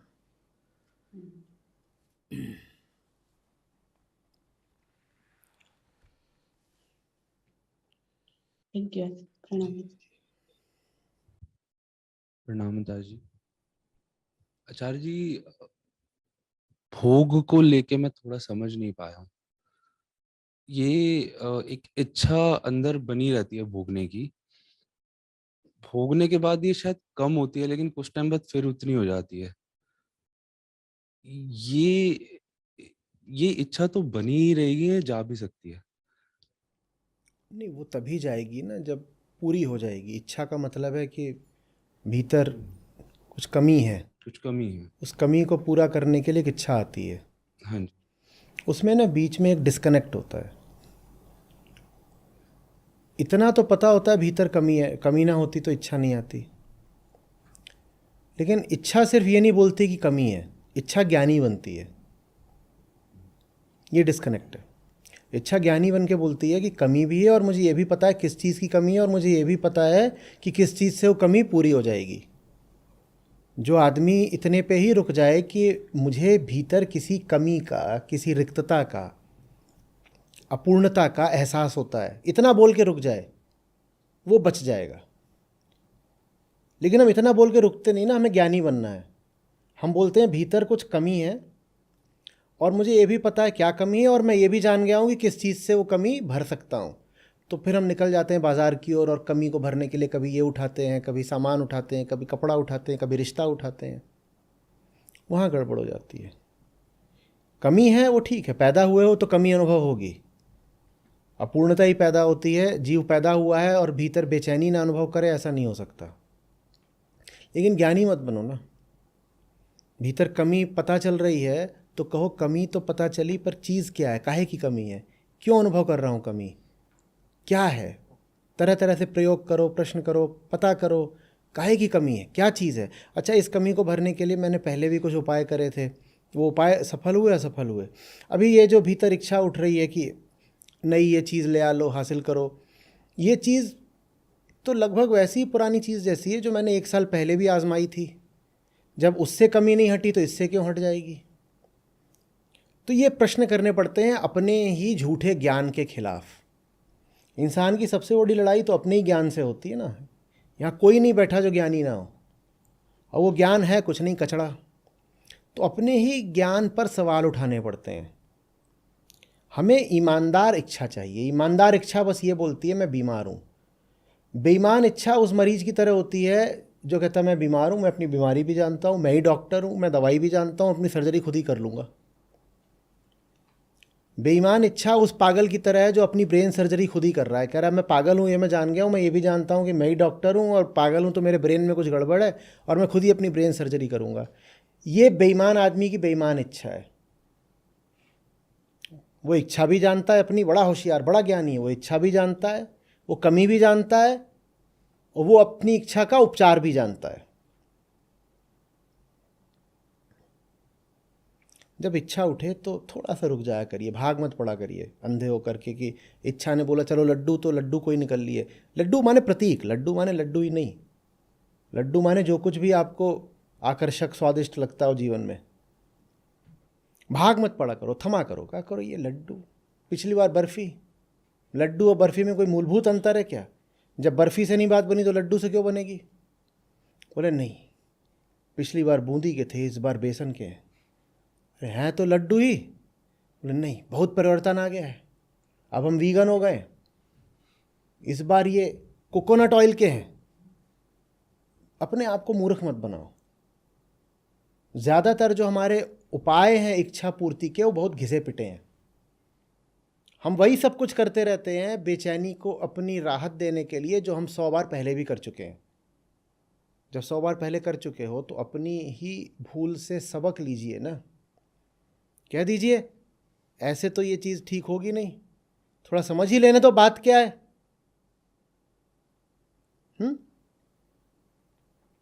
समझ जाओगे कि क्या है ये इच्छा, कहाँ से आती है, कौन कौन सी चीज़ों से इसका उपचार नहीं हो सकता। तो फिर जो भोग की कामना होती है वो शिथिल पड़ती है। फिर इंसान में प्रेम जागृत होता है। फिर इंसान कहलाने के लायक होता है। जहाँ भोग है वहाँ प्रेम नहीं हो सकता। भोग का मतलब सिर्फ हिंसा होता है, और प्रेम नहीं है तो फिर तो काहे को जी रहे हो। ये लोग क्या गा रहे थे प्रेम को लेके, क्या गाया था रे? हाँ, सुनाई नहीं दे रहा, मुझे तो नहीं सुनाई दिया। उससे पहले भी कुछ गाया था, मुझे तो सुनाई नहीं दे रहा। गा नहीं रहे, ऐसे ही बता रहे हैं, देखो ऐसे बैठ गए साहब बाबू की तरह।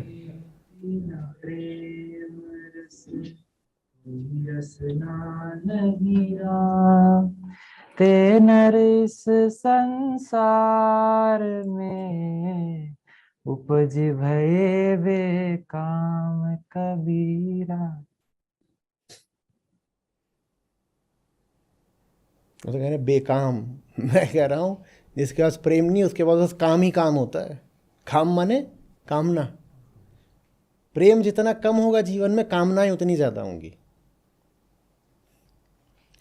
100 चीज़ों की इच्छा है माने कहीं भी प्रेम नहीं है।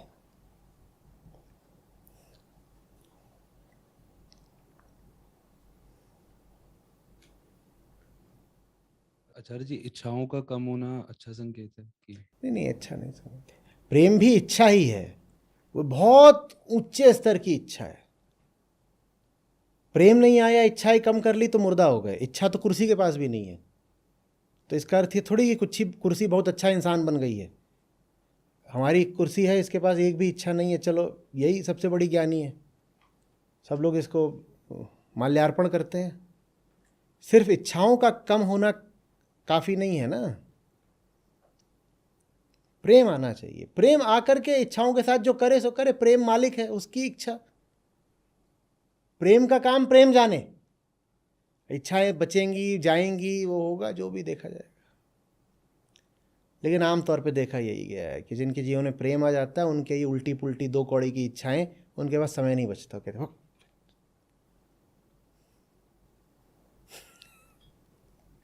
हाँ, प्रेम मगन जब मन भया कौन गिने तिथिवार। ये बाकी चीज़ें भूल जाता है आदमी। प्रेम में जब मग्नता आ जाती है ना, तो ये बाकी इधर उधर की बातें सब। लेकिन अभी प्रेम आया नहीं है, सब भूलने लग गए, तो ये मत कर देना। बोल रहे कि बताया था, जब प्रेम आता है तो आदमी सब छोड़ने लग जाता है। ये हम नहीं कह रहे कि ऐसे ही बस ज़बरदस्ती छोड़ दोगे तो प्रेम आ जाएगा, ऐसा कुछ नहीं होता। कुर्सी बन जाओगे बस। सर, प्रेम भी इच्छा ही होती है? प्रेम इच्छा ही होती है, बहुत गहरी इच्छा होती है। आत्मज्ञान से फिर जो आखिरी इच्छा उठती है उसको प्रेम कहते हैं। उसके लिए एक विशेष नाम होता है, मुमुक्षा। उस इच्छा को बोलते हैं मुमुक्षा। सर, बाकी इच्छाओं में और प्रेम में फर्क किया जा सकता है? बाकी इच्छा ज्ञानी बनती है, प्रेम में सचमुच ज्ञान होता है। बाकी इच्छाओं कुछ नहीं पता। शुरुआत इसी से करी थी ना, जानती कुछ नहीं पर हर इच्छा ज्ञानी बनती है। मैं तो जानती हूँ मेरा इलाज क्या है, ये बाकी इच्छाओं का है। और प्रेम में सचमुच ज्ञान होता है, प्रेम जानता है। प्रेम का अर्थ ही है कि मैं समझ गया मुझे क्या चाहिए, वो मोक्ष है। धन्यवाद आचार्य जी।